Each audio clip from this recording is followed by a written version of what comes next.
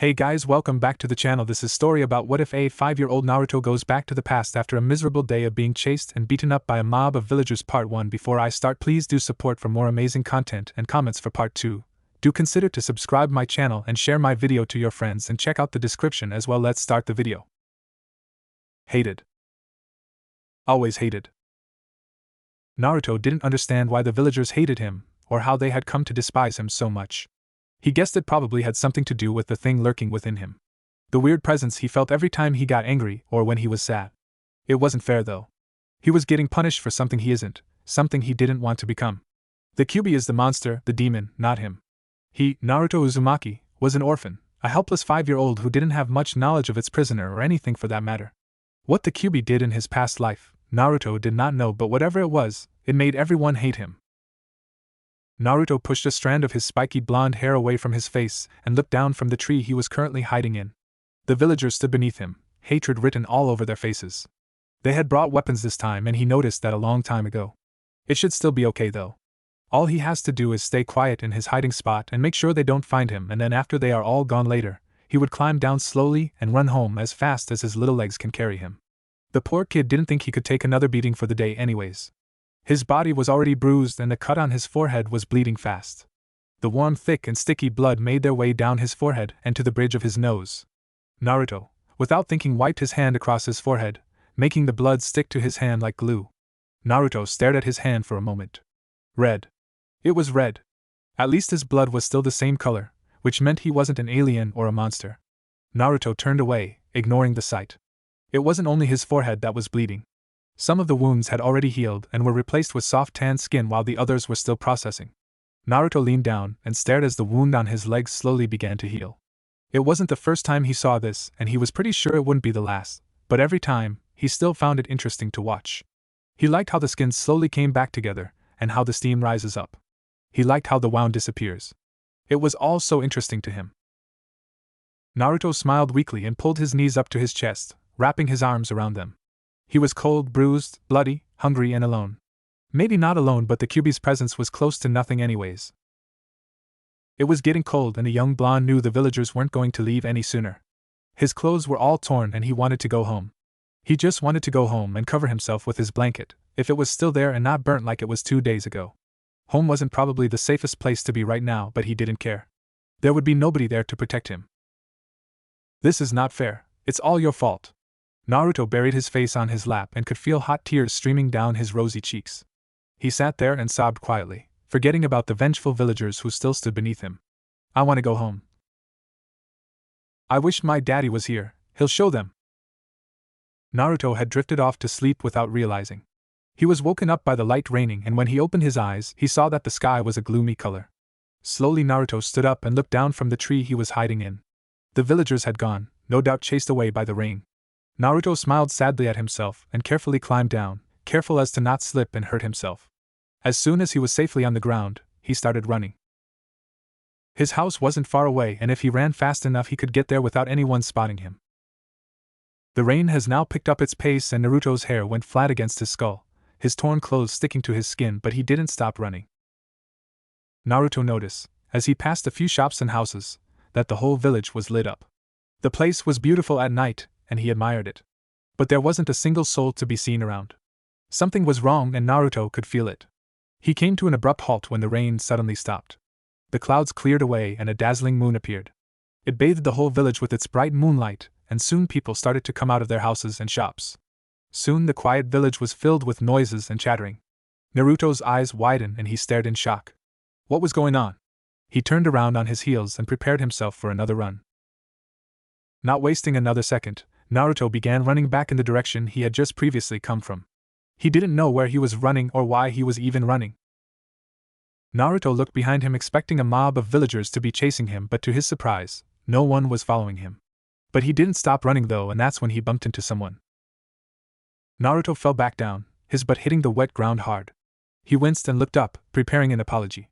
His mouth opened slightly and his eyes widened as he stared at the stranger in front of him. The man that stood in front of Naruto was tall and had the unwrinkled complexion of a young man, probably in his early 20s. Naruto couldn't tell the exact color of his hair due to the moonlight, but from the look of it, he guessed it was sunbeam blonde.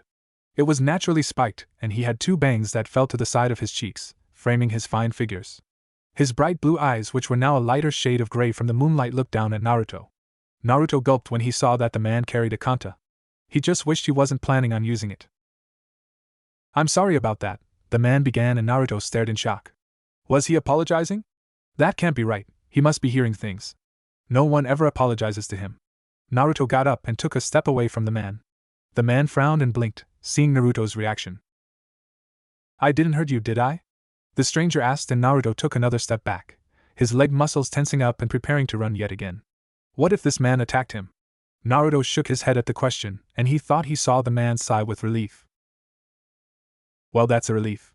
What is your name?" the man questioned, and Naruto raised an eyebrow at him. "Name?"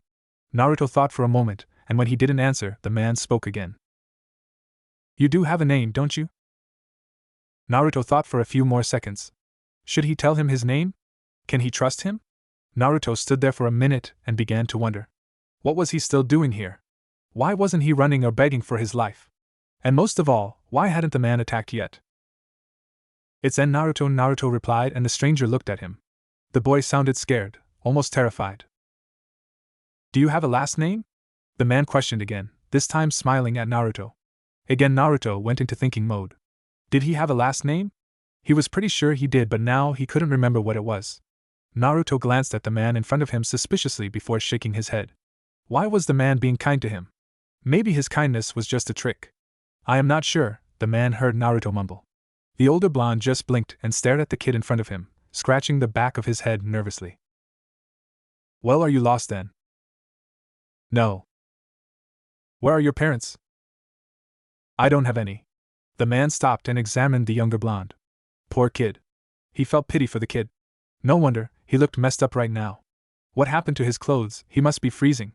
The child looks so young, and here he is, wondering about all by himself. "Come on, let's get you some new clothes, you must be freezing in those." The man nodded his head towards Naruto's torn clothing. Naruto looked at himself, then back at the man. When the man moved towards Naruto, he shuffled away from him slowly. The man frowned and looked at Naruto. "I won't hurt you," he assured, and extending out his hand, having figured out that the kid was very protective of himself. He wondered why. Naruto stared at the man's hand and then back at his grinning face. Naruto felt a warm feeling rush over him. For once he met someone who didn't want to attack him apart from the old man, Iruka-sensei and Kakashi-sensei. With hesitation, Naruto took the man's hand. It was warm and Naruto liked it. The man smiled and started walking while holding Naruto's hand. "I'm Minato Namikaze, by the way, but you can call me Yandeme-sama," the man said. Naruto nodded. Namikaze? Naruto thought, where did he hear that name from before? Minato stole glances at Naruto when he thought the younger blonde wasn't looking. There was just something about this child, something he couldn't quite put his hands on. His appearances were shocking, in a good way though, and the similarities the two had were enough to scare him. God, how the kid looked exactly like him. It was like looking at a mini version of yourself. Minato didn't know he had a little brother, and a cute one at that too. Sadly, his parents had died a long time ago, and he knew that couldn't be possible. What was it about the kid that made him wonder? Naruto was a strange kid in a good way. Minato took another glance at Naruto again, and when the child met his gaze, he turned away. Those eyes. They were like his own but different at the same time. They were filled with so much hurt and sadness and held so many emotions. Minato felt like he had a connection with the kid somehow. Naruto was so quiet, so spaced out. If Minato hadn't heard him speak earlier, he would have thought the kid had no voice. He barely talked. He was very polite though. He answered every single question Minato asked him to the best of his knowledge, and that was all. Other than that, he didn't say anything else. It was like he was scared. Scared of what though? Minato couldn't stop wondering. Naruto was hungry and Minato could tell, but the kid refused to eat or drink anything he offered him. So I guess you're not going to drink that either? Minato questioned after what seemed an eternity of silence, nodding his head at the cup of hot milk that was set before Naruto. Naruto had barely touched it. Naruto stared at the hot milk, which was now getting cold, and shook his head slightly. Minato sighed. He scrunched up his nose and started to think. Maybe he wasn't offering him the right food or drinks. How was he supposed to know? He never took care of kids before. Maybe Naruto knew what he wanted. Naruto looked at the man. He could try running, but sadly he knew that his tiny legs weren't going to do him any good.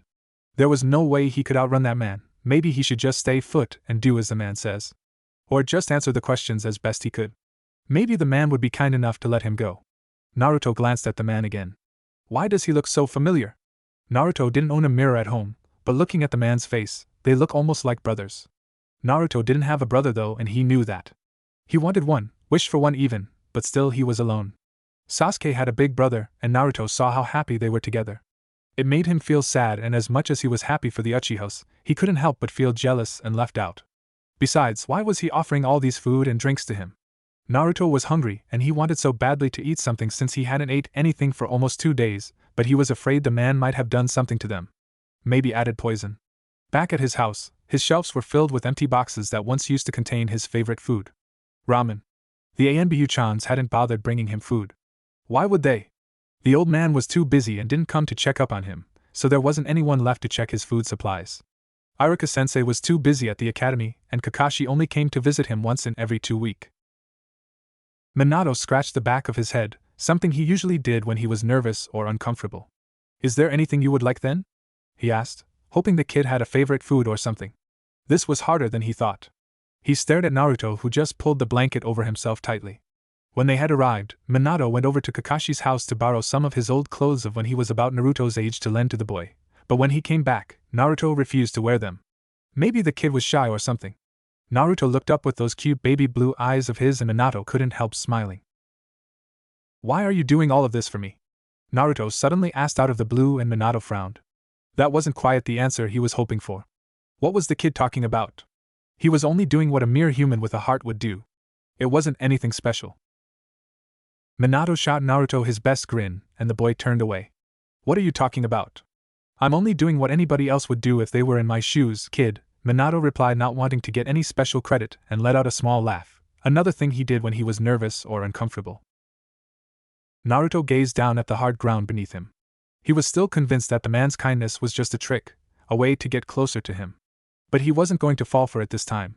That's what most of them usually said. And they all lied. Maybe the man didn't know who he is. Naruto was sure that if he did, he would be chasing him out right now. Or worse, be hurting him physically. When Naruto spoke again, his voice was as cold as ice, and the words broke Minato's heart. No, not everyone else. People treat me like dirt, like a monster. Why should you be any different? Naruto spoke, his eyes shimmering with tears. Minato just stared at Naruto, shocked, anger running through him. Who would do such a thing? How could they be so cruel to a 5-year-old, nonetheless? Minato examined the blonde-haired boy and smiled. Because Naruto, I'm not like everyone else, Minato replied, hoping it would help. If what the kid had just said was true, then maybe Minato ought to go and show those heartless bastards a thing or two, whoever they are. Naruto eyed him more closely. His deep ocean blue eyes seemed to bore into him. See through him. Why should I believe you? Naruto questioned. Minato sighed and rubbed his temples. Explaining things to a 5-year-old is not easy, and he just found that out the hard way. What was he supposed to say to that? Well, you see, kid, I have nothing against you as far as I'm concerned, and I have no reason to hurt you, Minato spoke. Naruto looked up at Minato once again, and his eyes saddened. So he was right, the man had no knowledge of him whatsoever. Naruto rubbed at his eyes and then went into silence once again. Minato sat there staring at Naruto for a while before getting up. Come on, kid, I have to take you to the Hokage, Minato said. Naruto looked up at him, his eyes suddenly gleaming with happiness. The old man? He missed the old man even though it had been only 2 weeks. It felt like forever to him. Naruto got up, and for the first time since he had bumped into Minato, he let a small smile cross his face. Minato started walking out of the orphanage and gestured for Naruto to follow him, which he did. As Naruto left the room he was in, he noticed a few kids playing together outside. He stopped and stared at them. Were they orphans too, like him? As they walked through the village, heading towards the Hokage office, Naruto kept close to Minato. He kept his head down and tried to avoid eye contact with anyone, but to his surprise, no one was looking at him, or glaring at him for that matter. Around him everyone was busy and chattering away. It was like he didn't even exist. Yesterday, when Naruto had bumped into Minato, it was dark, and even though the moon was shining bright, he didn't look around properly. Now, as he looked around more closely, he noticed that something was different.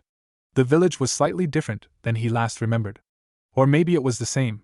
He couldn't tell since he barely even comes outside much, and even if he did, the villagers won't let him have a pleasurable time to look around. Minato suddenly stopped, making Naruto bump into him again. Naruto looked up and Minato smiled at him. "We're here." Naruto's body surged with happiness, and he flung the door open, running in, leaving Minato to blink and stare at his back. Sarutobi was seated at his seat, his head down, deeply drawn into his paperwork. Naruto grinned the biggest grin he had ever grinned in ages and ran towards the old man. He just wanted to embrace him into a huge hug. Old man Hoka Naruto stopped mid-sentence, and the expression on his face disappeared as fast as it came when the old man looked up at him. That's not the old man, well, not how he remembered him to be before. Sarutobi looked at the boy in front of him, and then up at Minato, and then back at Naruto again. He leaned back on his chair, a smirk constantly making its way across his face. This ought to be interesting. Minato has a lot of explaining to do. Sarutobi signaled for the present ANBU guard to leave and they complied, a puzzled look on their faces, looking at Minato and the young blonde. Naruto stared at the Hokage before stepping back, hiding behind Minato. That wasn't the old man. The old man was, well, old, not young. Maybe he was using a special jutsu? Naruto thought. That could be possible, after all, the old man knew a lot of jutsus. Who is this? Sarutobi questioned, raising his eyebrow. He smiled at Naruto, making the kid dug behind the older blonde again. Minato smiled and crouched down, ruffling Naruto's hair. Hey kid, why don't you go wait outside? I'll tell you when to come in, K? Minato said, and Naruto with hesitation nodded his head slowly. He didn't want to go outside by himself, but he guessed he had no choice. God knows what could happen. Naruto saddened and Minato saw it. Don't worry, Naruto, the ANBU would be there with you, Minato reassured. Inside, Naruto grimaced. He didn't quite like the ANBU much. They weren't nice people, at least not to him anyways. He admired them, but sadly, they were just like the rest. Naruto took one more look at the Hokage before walking out, keeping his head low and avoiding eye contact with the ANBU guard. He went and sat quietly on one of the bunch, and just kept his head low. Sorry about that, Minato pulled a nearby chair and sat down, a smirk engraved on his own face. So how is the paperwork going? Sarutobi smirked and rubbed his temples. It was just typically of the blonde to tease him about this accursed paperwork. He knew how much he hated it. Damn it, Minato, why are you making me suffer? Sarutobi demanded, slamming his fist on the desk rather playfully, but serious at the same time. Minato leaned back on his chair and shrugged innocently. I told you, I'm too young for this kind of stuff, Minato replied. This job required a lot of time spent sitting down and signing your name and getting bored beyond belief. Minato didn't think he was ready for that yet. Besides, he has a life to live after all, and he's not the type of person who would like to be stuck in an office all day long. It just wasn't his kind of thing. Sarutobi snorted and glared at Minato, who just grinned sheepishly at him. What, and you think I'm not too old for this? Sarutobi questioned, amused. Minato eyed him for a while before slowly shaking his head and smirking. Nope, sorry, but I don't see any gray hairs just yet. At that, the former Hokage couldn't help but laugh. Minato's sense of humor never failed to amuse him, but that was still sly of him, making him doing all this paperwork when he could be enjoying a nice holiday somewhere by now. He could be enjoying a very nice hot spring bath to loosen his sore muscles, and he maybe even have a few pretty women to keep him company. Even if Minato was probably just saying that as an excuse, he was still young. This was no way for him to spend his life. Goddamn, where was his brain when he agreed to this thing? You'll have to take back your position someday. Minato sighed and nodded his head. Yeah, I know. Sarutobi laughed and leaned back on his chair again, looking towards the door and then back at Minato, a small smirk spreading across his face. Minato, you didn't tell me you had a son. Where have you been hiding him for all these years? Sarutobi asked curiously, raising his eyebrow at the young sensei in front of him. He knew that the kid couldn't possibly be Minato's, but either way, he was still curious. He hadn't seen the blonde-haired boy in the village before, and it's not every day you'd get to see a mini Minato. The resemblance between those two was enough to put the idea of them being father and son into anybody's head, or that fact that they are related somehow. But the boy was not ordinary, that he had noticed. Sarutobi sensed a weird presence within the child, one he didn't like at all. What it was that rubbed him the wrong way, he could not fathom. His chakra was like nothing he had felt before. He wondered if Minato had sensed it too. Minato blinked, surprised and caught off guard. Oh, you mean Naruto? He questioned, having assumed that Sarutobi was talking about the child. Nah, he doesn't belong to me, sadly, Minato whispered. He bumped into me when I was on my way to my apartment, and for some reason he had seemed scared, Minato continued thoughtfully, and Sarutobi nodded, signaling him to go on. He told me he had no parents and his clothes were torn, so I took him to the orphanage, since I couldn't take him to my apartment because that's not allowed. Minato ran a hand through his naturally spiked blonde hair. Anyways, I got the kid some clothes to change into, but he didn't want to, and he refused to eat anything I offered him even though he looked like he was starving. Minato sighed and looked at Sarutobi, who was listening, looking quite interested. I don't know, but I think I was giving him the wrong things anyways. How am I supposed to know? Minato sighed again in defeat, and Sarutobi chuckled lightly. I see, Sarutobi confirmed. So the young child had no parents. That still didn't answer his suspicions. Minato ran his hand through his hair again and stretched his arms, feeling his tense muscles loosening. There's something strange about Naruto though, Minato added. He still remembered that fearsome chakra that he felt swirling around the child. It was very hard to pick up and only a very skilled ninja could sense it. Whatever it was troubling him. Ah, so I see you've sensed it too. Sarutobi leaned forward slightly in his chair. Minato scratched the back of his head. Yeah, but I'm still not sure what it is, Minato admitted and shifted uncomfortably in his chair. It was obvious he didn't like sitting down for a long time, even though he has only been there for about 20 minutes or so. The Hokage nodded in agreement. He was baffled by the strange chakra too.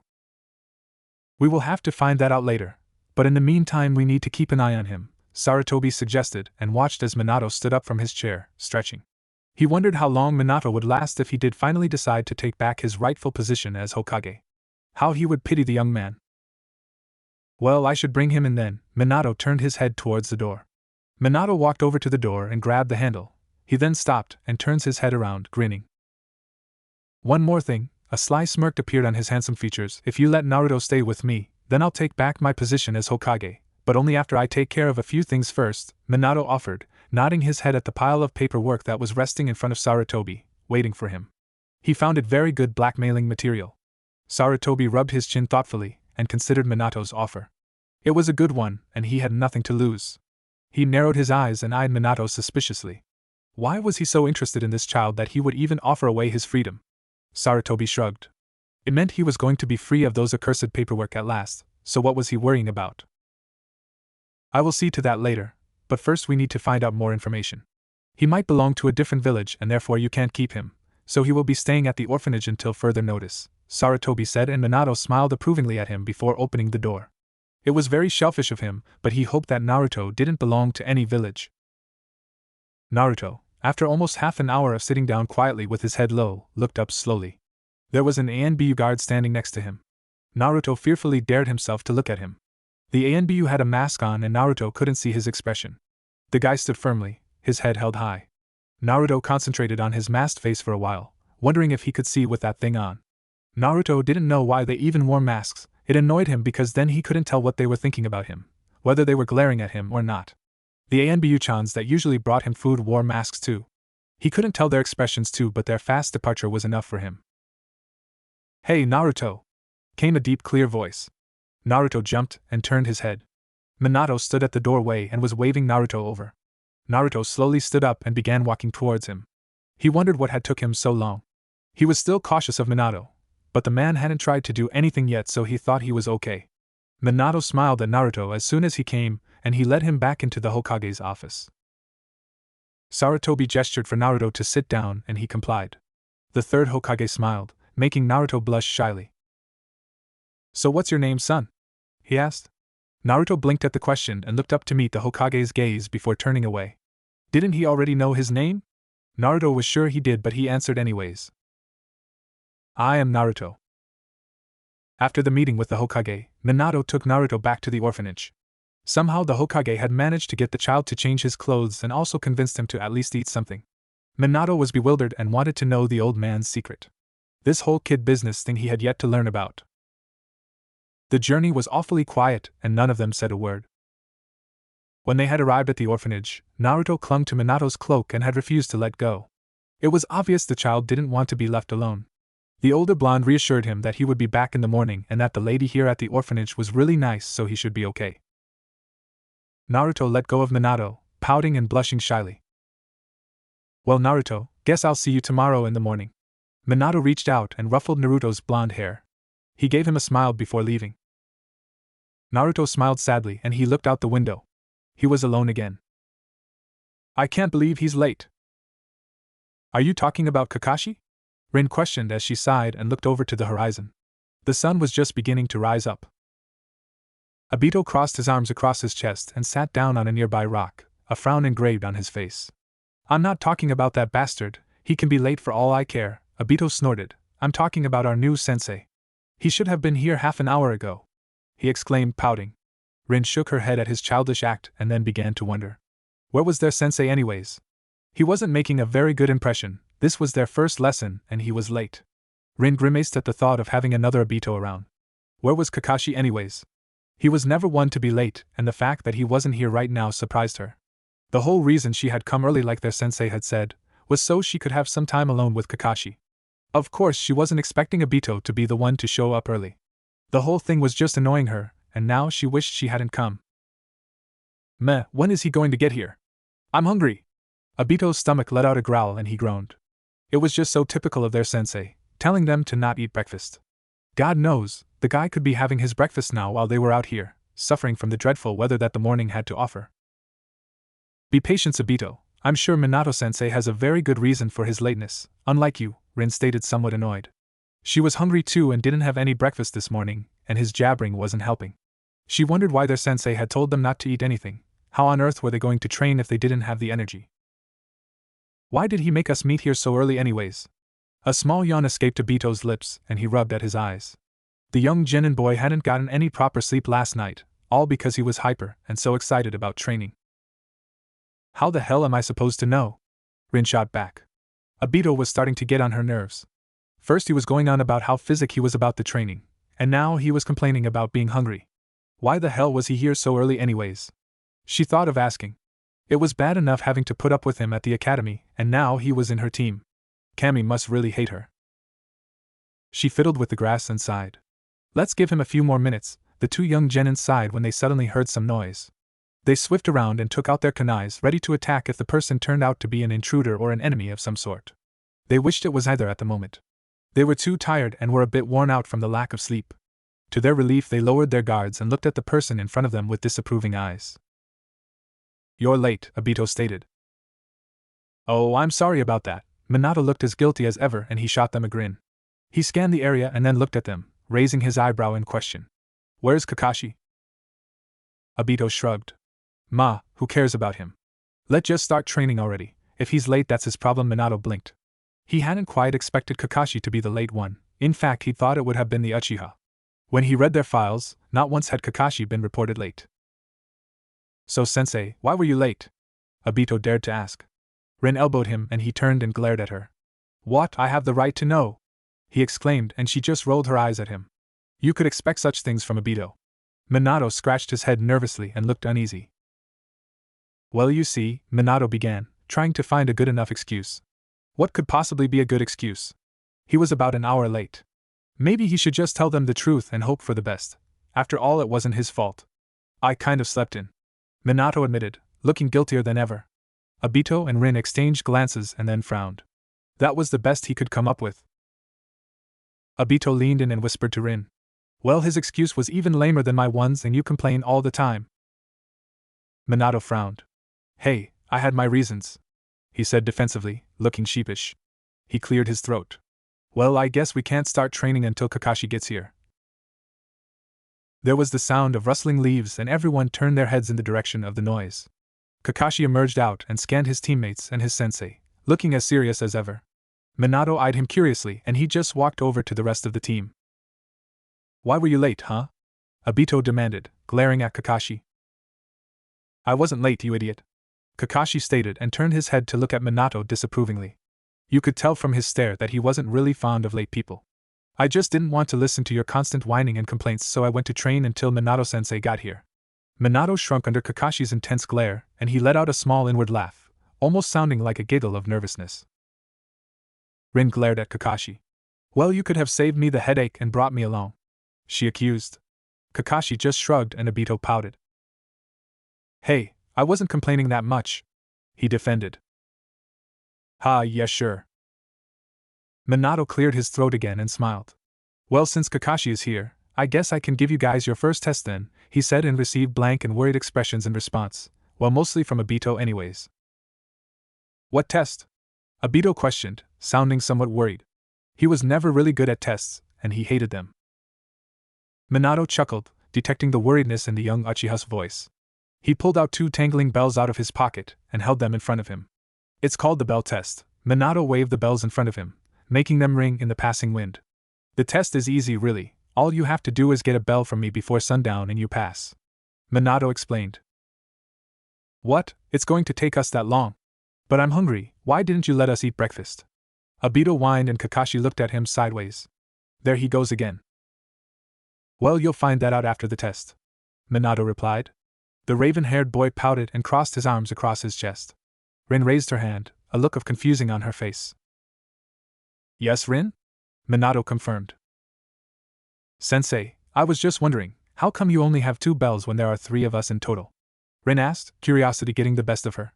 Kakashi and Obito were curious too, so they listened intensely.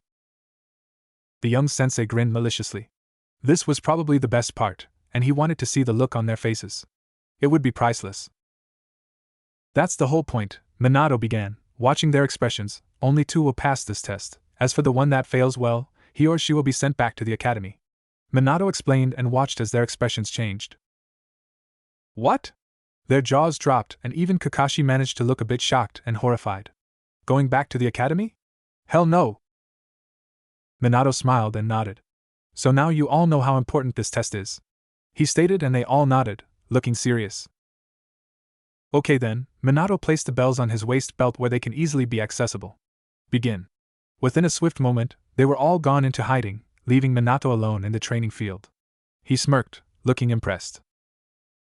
Naruto looked out the window again and sighed sadly. That blonde-haired man had said that he would come and visit him in the morning, but now there was no sign of him. Naruto was disappointed and he fiddled with the small toy in his hand. It was a small teddy bear. The nice woman at the orphanage had given it to him. At first the young blonde had refused it, but when the woman left it in his room, he had eyed it for a while and soon found himself poking it. Naruto didn't know why everyone was suddenly acting kind towards him, and he was confused at their sudden change of behavior. It wasn't his birthday anyways, and even if it was, their behaviors and actions were still the same, or even worse. No one was calling him a monster anymore or giving him hateful glares. He knew he still has that thing inside of him, so why was everyone so different? Didn't they care anymore? The door creaked slowly and Naruto turned his head, wondering who it was. The door opened and a woman with long black hair poked her head in. Naruto stared cautiously at first, but when he saw who it was, he let a small smile creep onto his cute baby face. It was that nice lady again. Hey Naruto-kun, she greeted with a smile. The woman had a nice smile and she went by the name of Mikoto Uchiha. She runs the orphanage and so far, Naruto seems to like her. Hi, Naruto greeted back with his tiny voice. He wasn't used to talking to people. It didn't bother him much though, since there weren't that many people to talk to but the old man and sometimes Iruka-sensei. Mikoto walked up to him and kneeled down to his level, smoothing back his spiky hair and frowning. Why aren't you playing outside with the other kids, Naruto-kun? Mikoto looked concerned. Naruto lowered his head. I'm waiting for Yandai Yan Minato-sama, Naruto replied. Mikoto Uchiha raised her eyebrows. You mean Yandame-sama? She asked and Naruto nodded, unable to pronounce that name.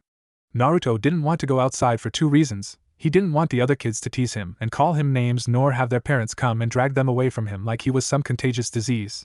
And second, he hated it when he was always left alone at the end of the day.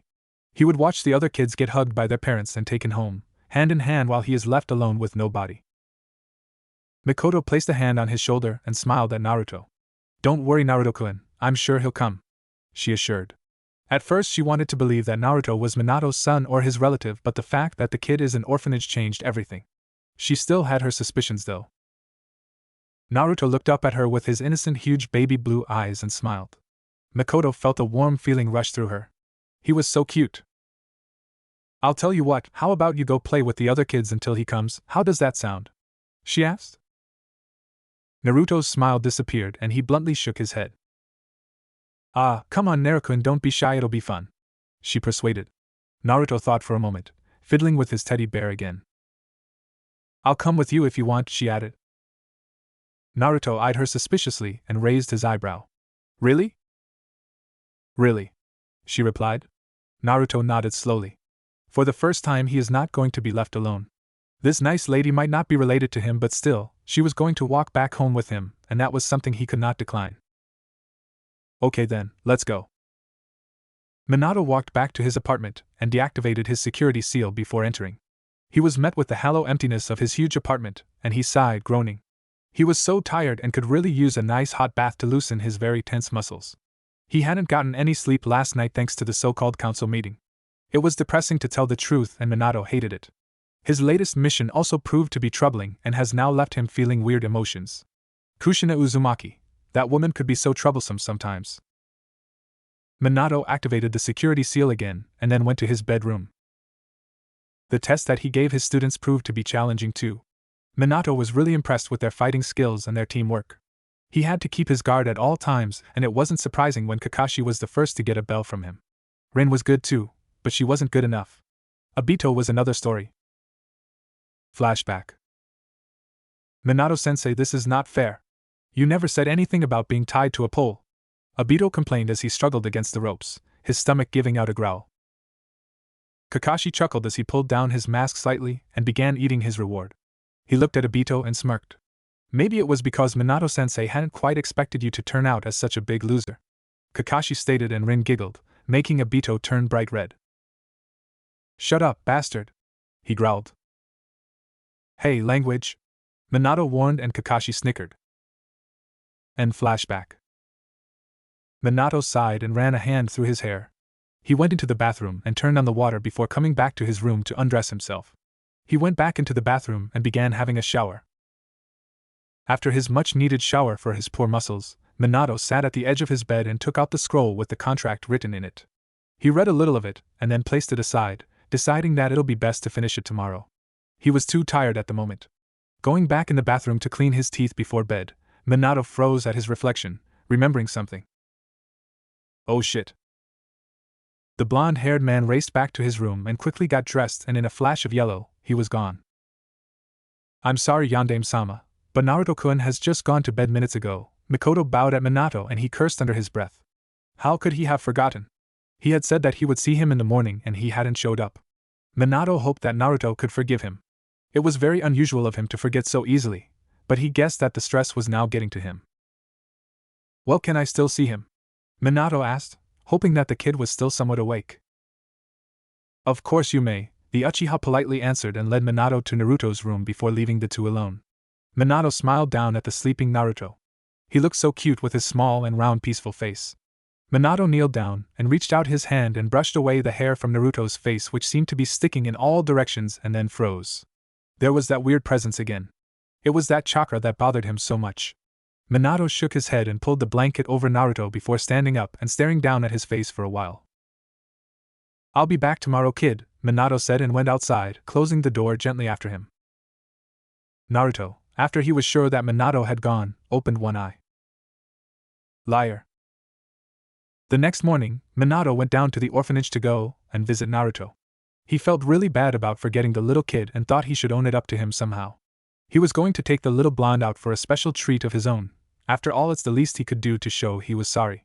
Minato also made this as an excuse to not attend the council meeting. They could do without him, he was sure. When Minato reached the building, he stopped and smiled. Upstairs, looking down from the window, stood Naruto with his teddy bear close to his chest. He was staring at a few kids playing around in the playground, and Minato frowned, wondering why he wasn't coming down to join them. Minato-kun! Minato-kun! Minato raised his eyebrows and turned around. Upon hearing his name, two young girls raced over to him, and he smiled at them.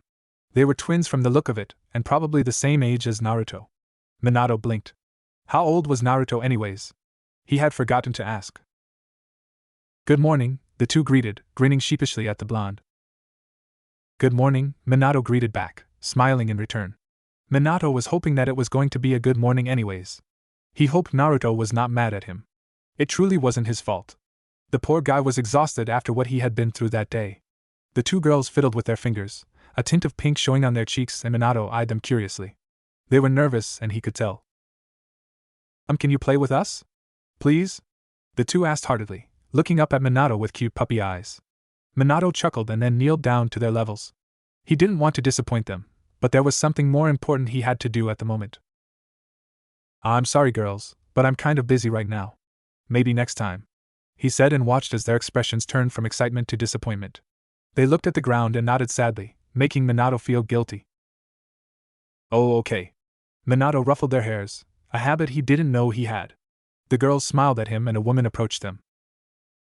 Please do excuse my daughters, Yandame-sama. My apologies for them interrupting your day. The woman bowed and Minato shook his head slightly. No. It's okay, really. Minato grinned and the woman smiled back at him.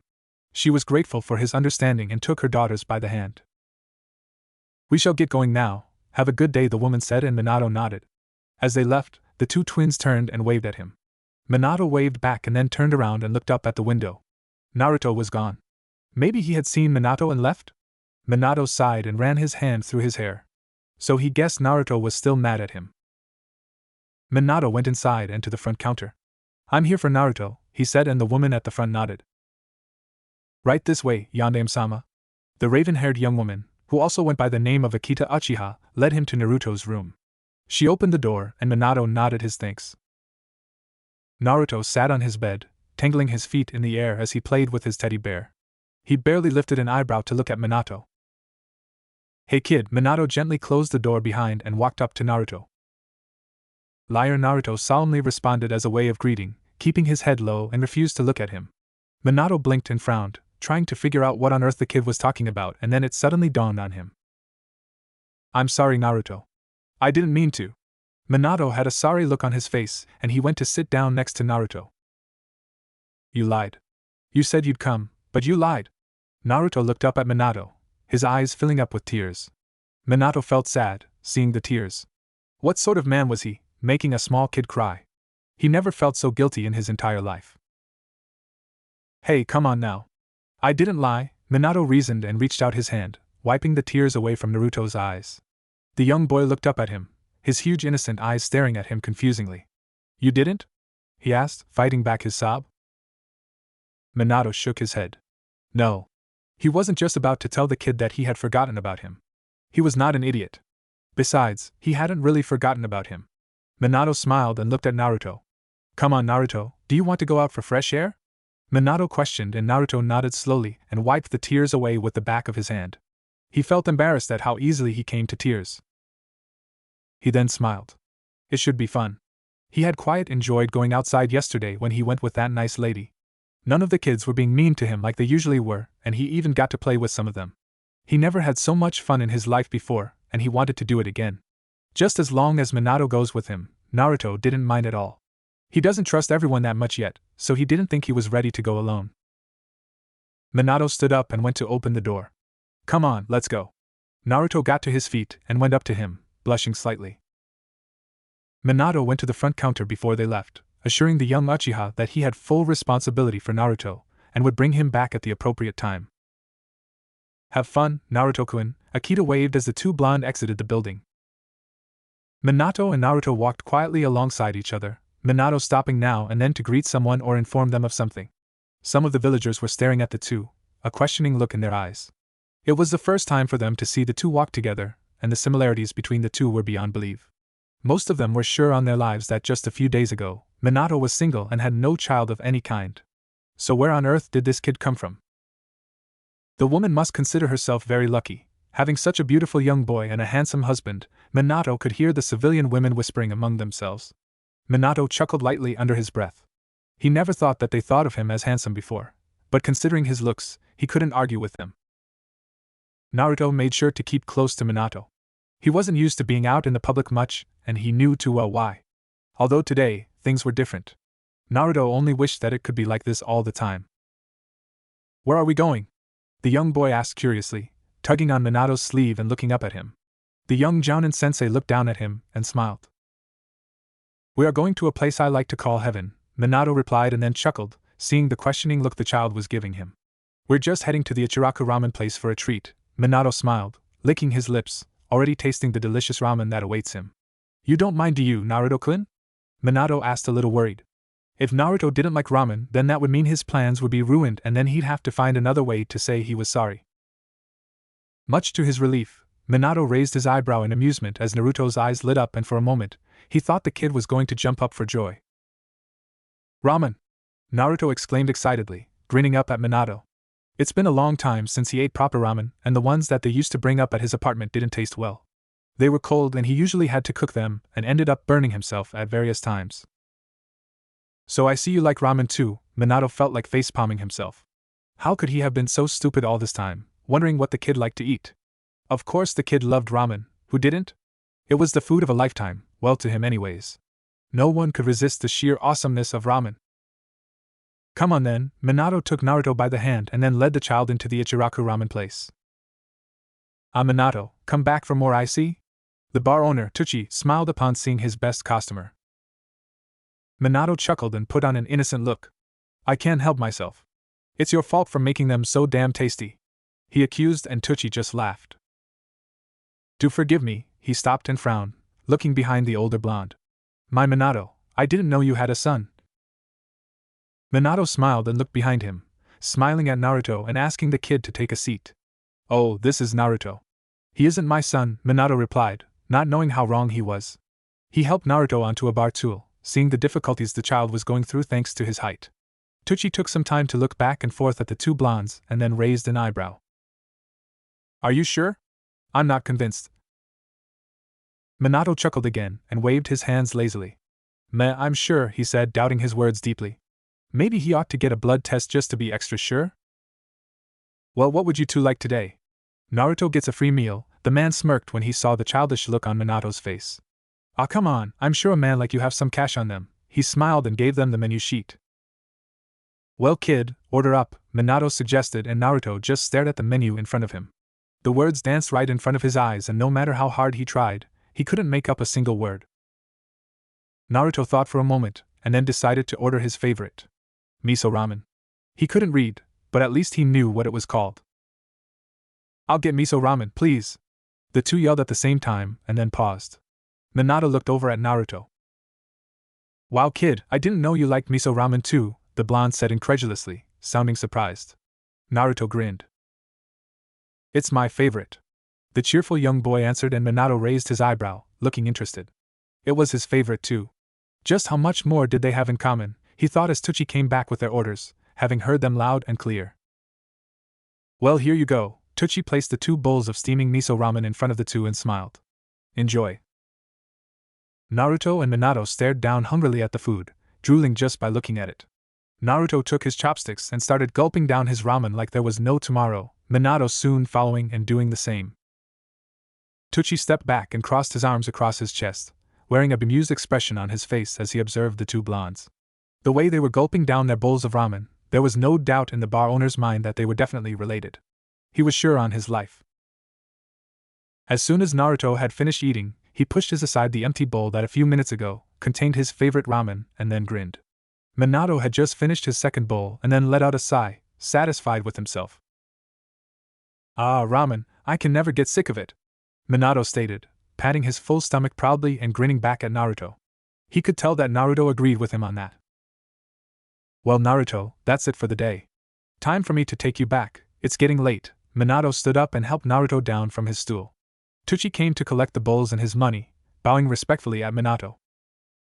I guess I'll be seeing you again soon, Minato, Tucci smiled, and you too, Naruto-kun. Naruto bowed slowly and Minato nodded his thanks. Thanks for the ramen, Naruto said as he followed the older blonde out of the bar. It wasn't every day that Naruto got a free meal, so he was really grateful. The sky had turned a shade of red and orange as the two walked back to the orphanage. The sun was setting and it looked beautiful in the distance. If it weren't for the accursed contracts waiting for him back at his apartment, Minato would have took Naruto to go and watch the sunset with him. There was a nice place up in the mountains where he usually watched. It was peaceful and it was also a good location to watch the sunset. Maybe he ought to take Naruto there one day, which is if the Hokage agrees to let Naruto stay with him. Minato was getting quite lonely in his apartment, and having Naruto around shouldn't be so bad. He didn't think he was ready to take on the responsibility of a child yet, but still, how much trouble can one kid cause? He was sure he could handle it. Minato was enjoying a lovely afternoon up in the mountain, gazing down at the village beneath him. He sighed and wondered how he could tell Sarutobi about this. He couldn't take up this responsibility just yet.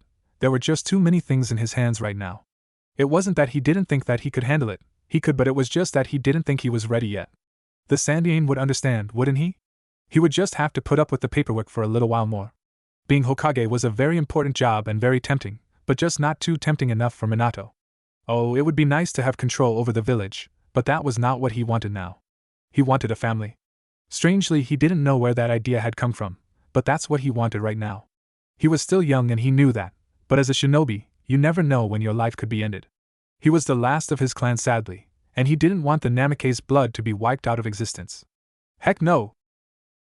Why does life have to be full of so many decisions? The young blonde asked himself quietly as he laid back and rested his hands behind his head, letting out a sigh. He smiled, looking up at the blue sky, watching the clouds dance by. It was so peaceful up here, and he usually came here whenever he got the chance, which was not a lot to say. Today was his day off away from missions and meetings, and he wanted to enjoy every bit of it. The blonde closed his eyes slowly as the wind blew in his face, ruffling his hair. The yellow-clad shinobi abruptly stood up and got into a defensive stance as he heard some noise and rustling coming from the bush. At first he couldn't detect the chakra signal, but when he did, he dropped his guard. Naruto, what are you doing here? The young Jounin questioned, sounding concerned.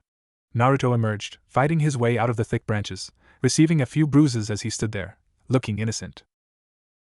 Mikoto-chan said I could come out and play, Naruto replied as he picked out a few branches out of his hair, which appeared to be a tangle of mess, and he grinned up at Minato.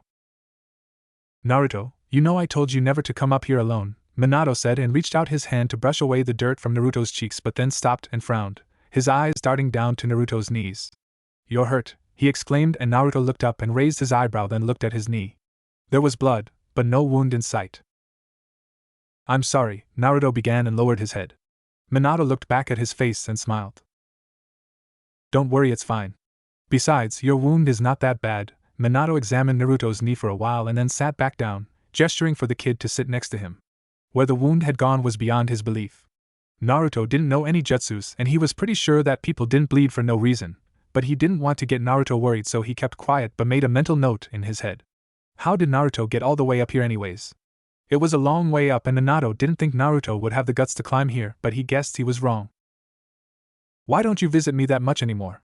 Naruto asked and looked at Minato, who just grinned and ruffled his hair. Sorry, Naruto, I've just been too busy, the older blonde replied and sighed.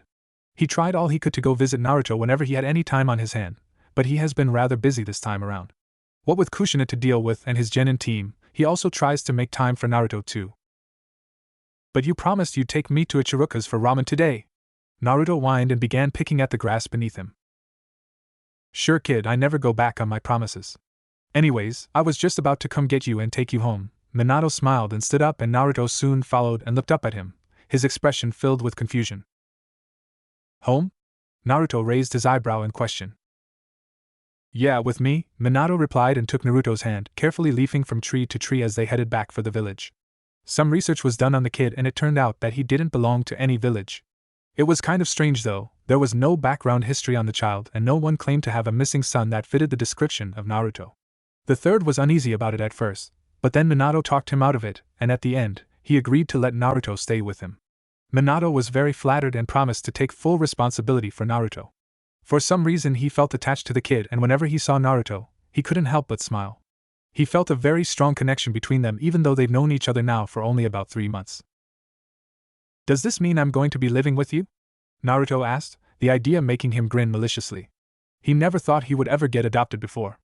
Back in the orphanage when he was about 2 to 3 years old, he always used to sit down by himself and watch the other kids get taken home by new parents. They had seemed so happy, and Naruto would also feel their happiness until the end of the day. He would watch the last of the kids walk away hand in hand with their new parents, and then the doors would be closed, and his smile would turn upside down. It was almost the same each year. No one wanted to adopt him. Yeah, but first we have to go say goodbye to Mikoto-chan, Minato replied as they headed for the orphanage. Does that mean you're gonna be my daddy now? Naruto didn't know much about adoption, but he remembered one of the orphanage lady tell one of the kids that once they are adopted, those people who adopted them will be their new parents. Naruto liked the idea. He was finally going to have a family. I guess, Minato scratched the back of his head sheepishly and grinned. Was he ready to be a dad? It didn't matter. He would still have to take care of Naruto anyways. Who is going to be my mommy then? Naruto asked curiously, making Minato stop in his track. Naruto was sure that he was supposed to have 2 parents, a mom and a dad. Well, you see, Minato began awkwardly and then froze, his heart missing several beats, as he saw a woman with long reddish hair walking towards them, a smile on her face. "Hello, Minato," she greeted as she reached them. Naruto frowned and looked up at Minato to see his face turning slightly red, and he looked back at the woman in front of them. "Hiyo, Kushina," Minato barely managed to say as he offered back her smile. Kushina grinned, her cheeks turning a lighter shade of pink, and she looked at his side, her eyes widening a fraction. "Hey, who's the mini Minato?" She gazed down at Naruto, smiling. She had heard about him from Minato, but this was the first time for her to actually meet him. Could this be the little kid everyone was saying was Minato's child? If it was, then she couldn't argue with that. All the evidence was right in front of her. The older blonde chuckled and blushed slightly. "Oh, this is Naruto. Naruto, this is Kushina," he introduced.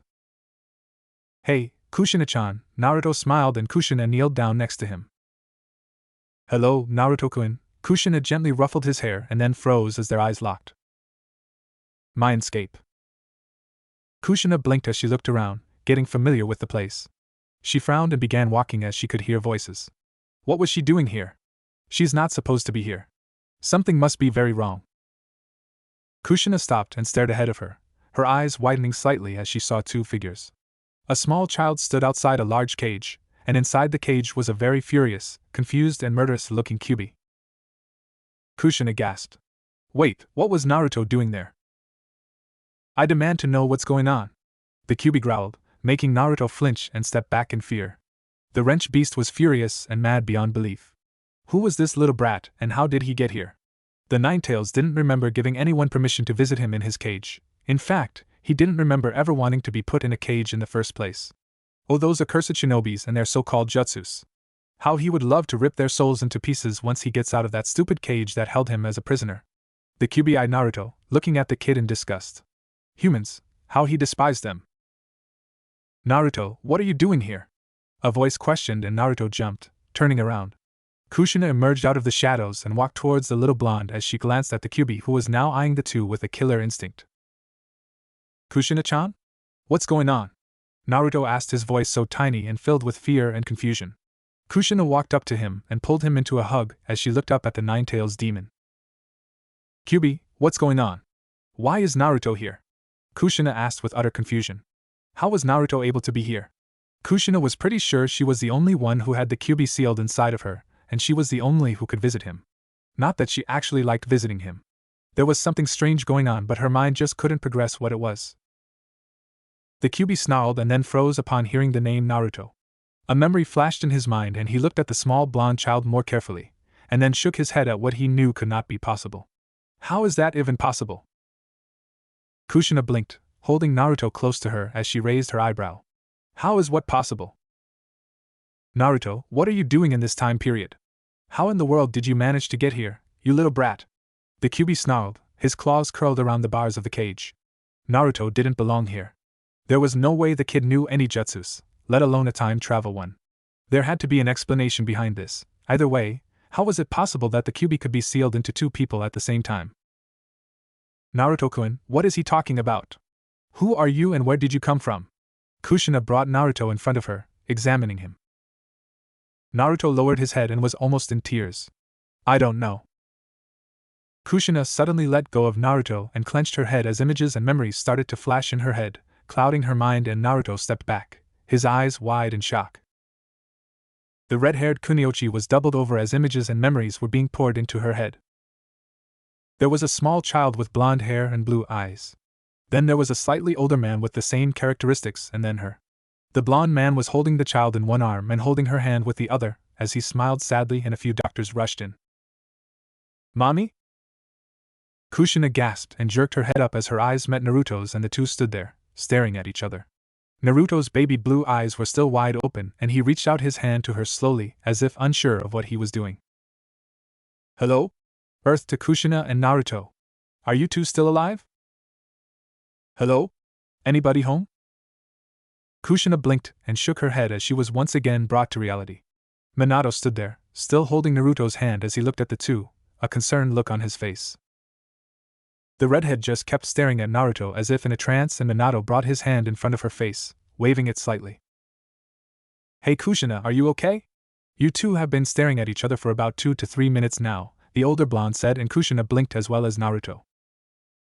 Kushina stood up and looked at Minato and then at Naruto before suddenly fainting. Kushina!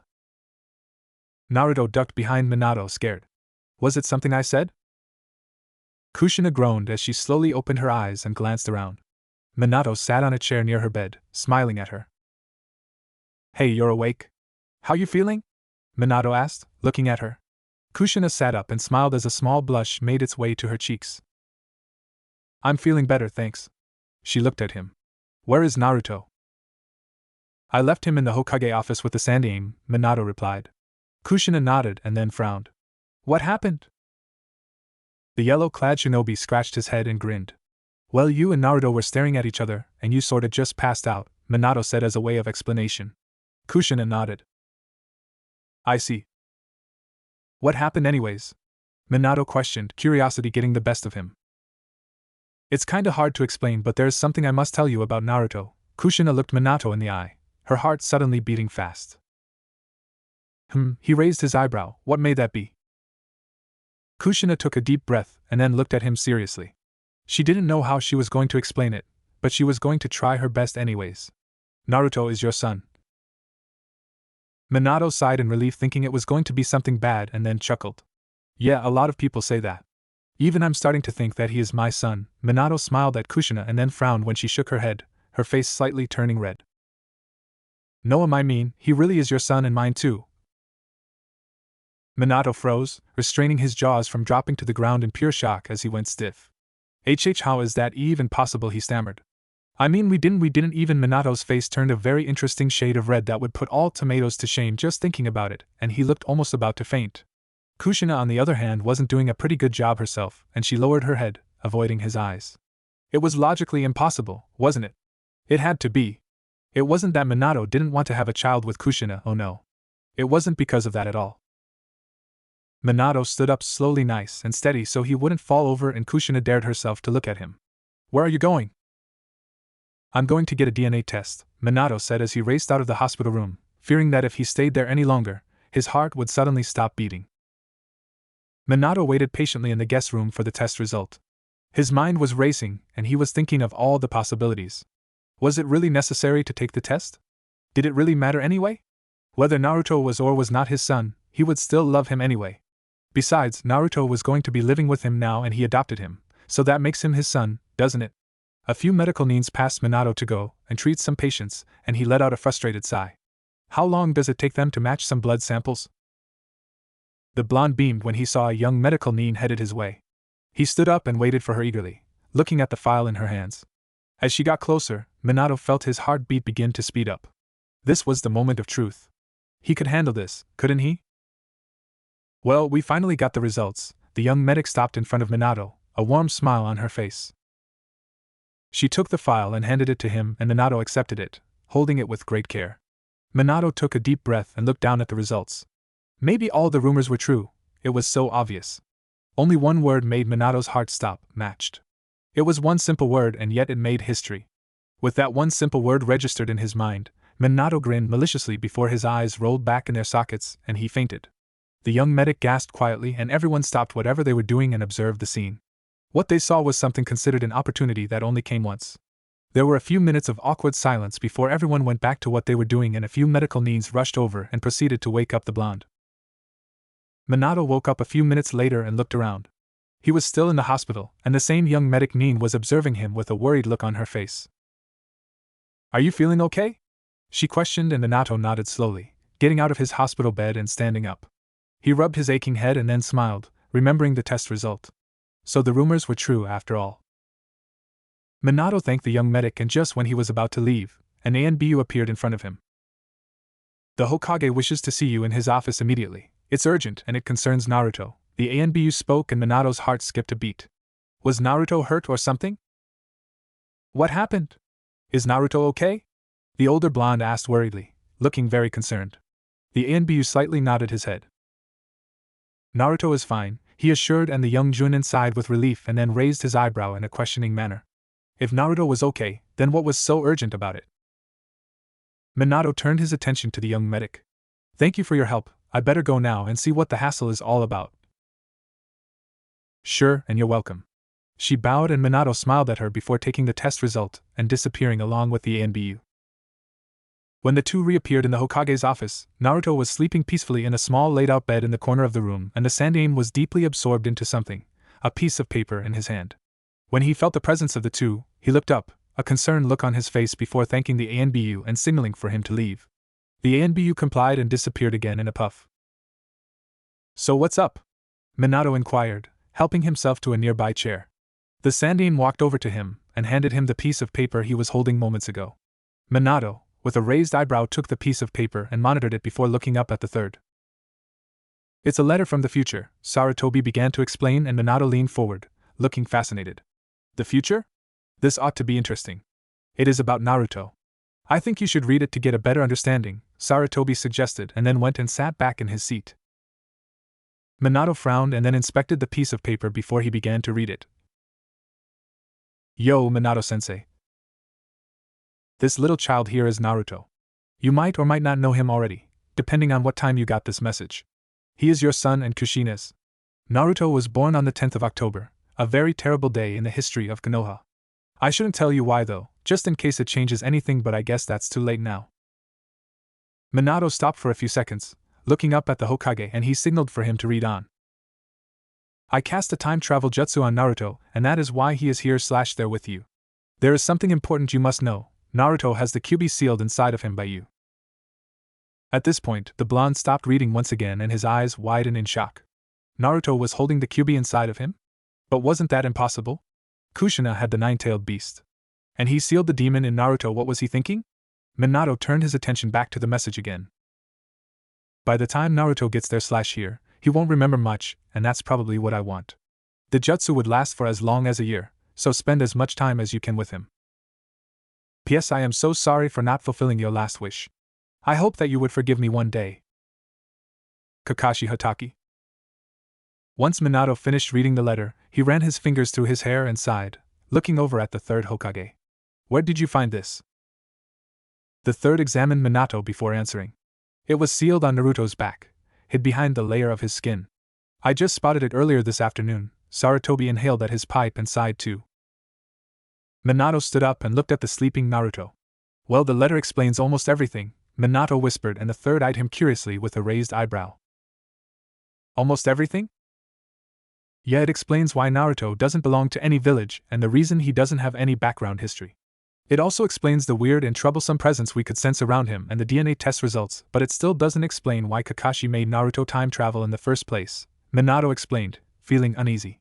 The last sentence of the message was also troubling him. What on earth was Kakashi going on about, failing to fulfill his last wish? Sarutobi inhaled on his pipe and paced around the room slowly. Well, we now know how Naruto got here, Sarutobi stated.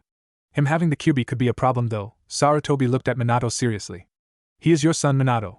You must keep a close eye on him and make sure he doesn't let the nine-tailed beast escape. You know what would happen. The former Hokage cut himself off and sighed, rubbing his temples. Minato went over and picked up Naruto gently, laying him over his shoulder, and he smiled at the third. Well, I'd better take Naruto home, and yes, I'll keep a close eye on him. Minato headed for the door and the Hokage nodded. Sarutobi went back to his desk as the two blondes left. When Minato reached his house, he went inside and took Naruto to his room. He had prepared it for him before he adopted him. The room was close to his own, so he could check up on Naruto if there was ever anything wrong. Minato smiled as he laid the young blonde gently down on his bed and kissed his forehead. Night, son, Minato whispered, the word son sounding so weird coming out of his mouth. It was strange of him to suddenly start calling someone his son, but he guessed he kind of liked it. It wasn't bad at all and he could get used to it. He only hoped that Kushina would too. Minato was in his room engaged in a deep sleep. The sun was barely up yet, and the birds were still snuggled up in their little nests and enjoying a peaceful sleep. The yellow-clad shinobi turned in his sleep as he was now facing the ceiling and his nose sniffed the air, still on the verge of unconsciousness. Although his mind was still in a light slumber, he could smell something burning. Minato turned and shifted around in his bed uncomfortably and decided to ignore the smell. It was when the smell got to the point of where it could not be ignored any longer did the young shinobi make an effort to get up. He groaned and rubbed his head, sniffing the air again and letting out a cough. The atmosphere in his house was toxicating and Minato stepped out of bed. Something was definitely burning. Minato's eyes widened and his mind started screaming at him. Something is burning. Something is freaking burning. The first thing that came into the blonde's head was, Naruto. Minato raced out of his room, his heart beating fast. Naruto's room was next to his own, and he quickly yanked the door open to find the bedroom empty. With no time to waste whatsoever, Minato raced off looking for the little blonde. His apartment was huge, and the closer he got to the kitchen, the heat radiated some more. Well, now he knew what was on fire. His kitchen. Minato raced to his kitchen and found the place was in flames. Minato scanned the area quickly looking for Naruto and spotted him. Naruto was squatted down in a corner looking very frightened, and he yelled out when he saw Minato. "Daddy?" "Naruto, what happened in here?" Minato quickly got the fire extinguisher and started putting the fire out as he didn't want to use up any of his chakra performing any jutsu. The young Junin sensei wondered what would be left of his kitchen after that. Half a kitchen, he thought miserably. It took less than 2 minutes for him to stop the fire, and he sighed before looking over at Naruto, hoping he wasn't hurt. Naruto, seeing that the fire had suddenly gone, ran and jumped into Minato's arms. "I'm sorry, Daddy, I didn't mean to." Naruto buried his face in Minato's shirt, and the older blonde just patted his back before setting him down in front of him and scanning his body. The child was spotless. No marks, no bruises, and no burns. Minato sighed again in relief and then frowned. "Naruto, what were you doing? You could have gotten hurt," Minato said, and Naruto lowered his head. "I'm sorry, Daddy. I just wanted to make you ramen for breakfast," Naruto spoke and looked up at the older blonde with teary eyes. "It was supposed to be a thank you present for you being my father." Naruto broke out into tears and Minato felt guilty as he hugged him. He just couldn't tell Naruto the truth about him actually being his real father. That would just confuse the child and also cause trouble, so it was best if he said nothing. Anyways, Naruto would be going back to the future in a few more months or so. "That's okay. We'll go and eat breakfast at Ichiruka's." "How does that sound, hey Naruto?" Minato questioned as he wiped away Naruto's tears. Naruto slowly nodded and Minato smiled as he picked him up. "Let's get ready first." The blonde walked out of the kitchen carrying Naruto and looked back at the ruins that once used to be his kitchen. As the two were walking together, they were greeted with smiles, good mornings, and hellos. Minato, still wondering about what to do about his kitchen, had a train of thoughts going through his head. He looked down at Naruto and smiled and then stopped when he saw Mikoto Uchiha walking towards them with a pram and little Itachi by her side. She stopped to greet them and Naruto beamed up at her. "Morning, Mikoto-chan." Naruto grinned and glanced at Itachi, who bowed slightly for Minato, and Mikoto smiled. "Hey Naruto-kun. Long time, how are you enjoying your new home?" Mikoto questioned and then smiled at Minato, saying her greeting. "I love my new home and my new daddy," Naruto responded proudly, and Itachi just looked at him.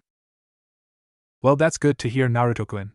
Minato is a great man and he will take good care of you," the Uchiha praised, and Naruto nodded in agreement, while Minato just blushed shyly. Naruto looked at the pram and frowned as he walked over to it, dragging Minato along, and then peered down into it. Inside was a small baby carefully covered up to the neck. The baby had raven black hair and was gently sucking on his little thumb as he stared up at Naruto, who was smiling down at him. Minato, too, peered into the pram and then looked up at Mikoto and smiled. "Congratulations," he said. "So what is his name?" "Thank you, but he is not my child. He is my sister's and his name is Daisuke. I'm expecting one in a few more months to come though," Mikoto replied. Naruto frowned even more and was staring at Daisuke before he gently reached down and poked him in the stomach, making little Daisuke giggle, and Naruto laughed. "I think he likes you," Mikoto stated, and Naruto grinned as he poked Daisuke again, making him giggles, and Itachi just eyed Naruto suspiciously. "Well, we better get going," said Minato, and Mikoto nodded. "It was nice seeing you again, Naruto-kun. Hope you come and visit sometimes," Mikoto said. "Okay. Bye, Mikoto-chan," Naruto farewelled as the two blondes started walking away. Mikoto waved to them and then continued on their way. "Daddy, where are we going?" Naruto demanded as he saw that they weren't heading in the direction of Ichiruka anymore. "We are going to Kushina's house," Minato quickly corrected himself, and could feel his face heating up. Was he just about to say mommy? "Is she going to be my new mommy?" Naruto asked curiously, looking up at Minato innocently. Yes, she is," Minato said, his face red. He couldn't lie to Naruto, besides, that was the truth. "Are we going to her house so you can ask her on a date?" "That's what the orphanage lady said people do when they like each other," Naruto confirmed, and Minato blinked. What do they teach these kids at the orphanage? He thought to himself, thinking of an answer. No, not really. I said that I would take her out to come and eat ramen with us today," Minato replied. Isn't that the same thing, Daddy? Naruto raised his eyebrow and questioned. Minato shook his head. No, it isn't. Isn't that Mommy coming this way? Naruto pointed and Minato followed the direction he was pointing at, and there she was. Kushina was walking towards them, a smile engraved on her beautiful face, and Minato could already feel himself blushing. Hey, I was just about to come get you, Minato aforementioned when Kushina stopped in front of them. Well, I was going to wait for you a little longer, but you're already 20 minutes late, Kushina smiled as she ruffled Naruto's hair. Naruto just grinned up at her and Minato looked apologetic. I'm sorry, Kushina. I got caught up with something this morning, the older blonde lamented, and Naruto shrunk, trying to look innocent. Kushina shrugged. That's okay. I'm still up for ramen if the offer is still open. Minato smiled at her. Sure, the offer is always open. Kushina blushed, and then smiled back at him as Naruto was looking back and forth at the two and grinned. So Minato, Kushina began as the three were walking towards the Ichiruka ramen shop. What was it that made you late? She asked, and Minato laughed, scratching the back of his head nervously as he held onto Naruto's hand. It's a long story, he answered, and the red-haired Kuniochi frowned. Make it short then, she insisted. Okay, then my kitchen was on fire. Minato, I told you that you bad cook. Did you really want to prove me wrong so badly that you got to the point of burning down your kitchen? Kushina asked, trying not to laugh. Minato, who was sitting on the far end side of the bar with Naruto sitting between them, let out a chuckle and then made a hurt face. I wasn't the one who burnt down kitchen, it was wait, you never told me I was a bad good, Minato stated. Minato never cooked a proper meal before in his life, but still, that doesn't make him a bad cook. There was this one time when he accidentally burned his pancakes, but that didn't count. Kushina chuckled as she stroked Naruto's hair and grinned at Minato. So? There was no need for me to, you just proved that by burning down your kitchen. Naruto just grinned sheepishly, knowing he was the guilty one, but he already said sorry, so he did his part. Hey, that's not fair. I can prove to you that I'm not a bad cook, the older blonde defended and pouted. He was going to prove to her that she wasn't the only good cook around with the help of Choza Akimichi's wife anyways. Oh yeah? How are you going to do that with no kitchen? Kushina asked and smirked. This was getting interesting and she couldn't wait to see what would happen. She was teasing Minato, and she was pretty sure he knew that. She hadn't tasted anything Minato cooked before, so she couldn't be sure whether he was a bad cook or not, but she'll be finding out soon. Good point, Minato frowned. She was right. Without his kitchen there was nothing he could do, but he wasn't giving up that easy just yet. Doesn't matter, I'll find a way. I'll cook something by tomorrow and then come and pick you up to come taste it at my house. Let's say around 6:30 p.m. You and Naruto can be the judges. If I turn out to be a good cook, you'll have to admit something to me. If I turn out to be a bad cook, which I hope won't happen, I'll have to admit something to you. Minato finished off with a satisfied smirk and he looked at Kushina, who just shrugged. Sounds good to me. 6:30 p.m. tomorrow, and this time don't be late. Kushina had a smirk on her own face as she looked back at Minato. Naruto, who had been sitting there like a good little boy and listening to them talk, looked at Kushina and then stood on the chair and leant over to Minato and whispered something into the older blonde's ear. Kushina just stared curiously and Minato's face turned bright red and he shook his head slowly. And no, Naruto, I didn't just ask her out on a date. Kushina's face turned red and she turned to look straight ahead as Naruto sat back down, looking as innocent as ever. Here's your order. Tsuchi came around with a 7-year-old IM by his side, holding 3 bowls of steaming ramen as he placed one in front of each person and smiled. Alright. Naruto took his chopsticks and started eating his ramen while Kushina and Minato glanced at each other before taking their chopsticks too and doing the same. Still looking as beautiful as always, ladies. Hey there, wanna come home with me tonight? Hey, I said I was sorry. Give me a break, I didn't know you were an old lady. Ow, I said I was sorry. Jeez. Minato, recognizing the voice instantly, had leant backwards in his seat and pushed the curtains aside slightly as he peeked out of the bar. Kushina did the same and Naruto, who was curious too, decided to do the same but leant back too far and fell down, landing face first. A shadow fell across him and he blinked, looking up to see a man with long and spiky white hair standing in front of him. Naruto, are you okay? Minato stood up and helped Naruto to his feet before turning to look at his former sensei. Who do we have here? Jiraiya grinned and squatted down, looking at Naruto. Another Minato? Hey Jiraiya-sensei. This is Naruto my son, Minato chuckled nervously, knowing his sensei was going to make a big deal about it, and he was right. Let me guess who the mother is. Jiraiya stood up and smirked at Minato, glancing over at Kushina. Naruto just stared at Jiraiya as he went over and placed his arm around Minato's shoulders. I see you've followed my advices very well, Jiraiya began with a laugh, and Minato's face started to heat up. What advices? The young Junin sensei stammered, and Jiraiya just broke out into a fit of laughter. Ah, come on Minato, don't be shy about it. You didn't even need my help after all. Heck, you even got yourself a kid. I'm proud to have been your teacher, the legendary Sannin praised himself, and Minato looked like he was about to explode with embarrassment. Kushina was blushing madly, and Naruto just looked up confusingly. It's not what it looks like, sensei. Minato's sweat dropped, making his former sensei laugh even louder, making a few heads turn their way. It's never what it looks like with you youngsters, but it will be soon. Jiraiya wiggled his eyebrows at Kushina, and she just glared back at him, her eyes seeming to say, don't even think about it, you perv. Jiraiya just laughed nervously, and removed his arms away from his student's shoulders and looked down at Naruto. So you're Naruto? Well, nice to meet you, kid. Now let me introduce myself properly. Jiraiya sensed the Kyuubi's chakra and presence, and stared at Naruto for a while. He shrugged it off and then put on a goofy grin as he got into his little introductory dance. Minato and Kushina just watched with sweat drops while Naruto's eyes were wide with interest. I'm the one and only. He whipped his hair forward and then backwards. Jiraiya, he finished off. Minato picked up Naruto and sat him back in the seat he was sitting in previously while he went and sat down next to Kushina. Jiraiya took a seat next to Naruto and then ordered ramen. So how did your mission go, sensei? Minato asked. Boring. None of the ladies there were any fun, Jiraiya groaned. Tucci came back with his order, and he nodded his thanks. Well, that's a shame, Kushina muttered her sympathy.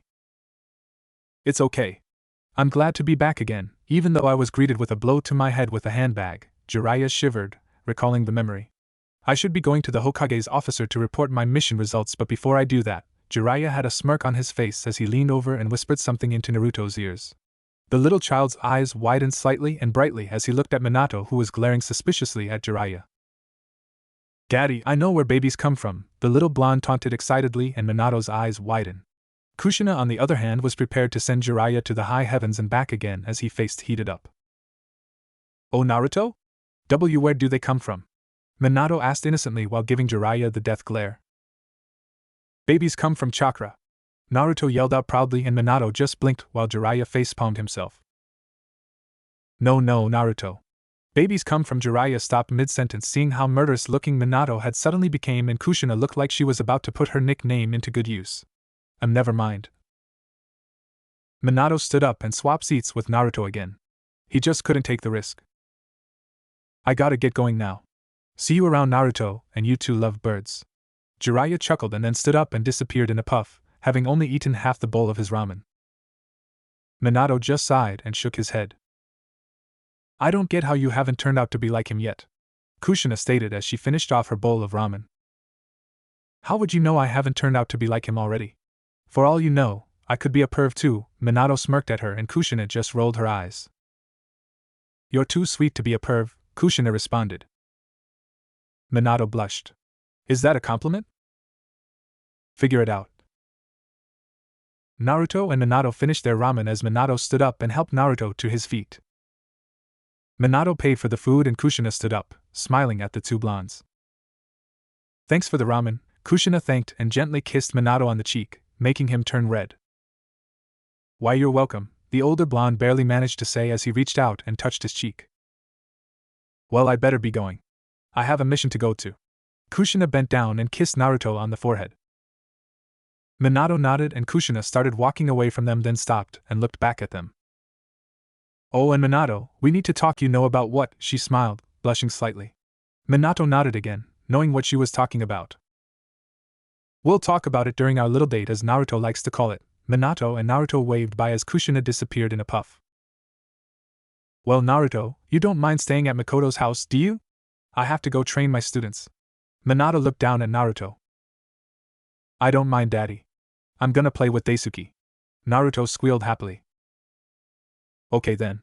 I'll come and pick you up later, Minato indirect, and then left with Naruto, heading over to the Uchiha compound. Arg. What did I get myself into? Minato yelled, running back and forth between steaming pots and balancing them, making sure nothing got burnt. Naruto was just seated cross-legged on top of the dining table, watching his dad with an amused expression, slightly frowning at how he seemed to be struggling. He could offer to help out but decided not to, remembering what he had done to the kitchen the last time. Minato had taken it pretty smoothly before, but the young blonde had no idea what his dad would do this time if he was to burn down the kitchen again. Besides, Naruto had no idea how to cook. Ow! Ow! Ow! That hurts. That hurts.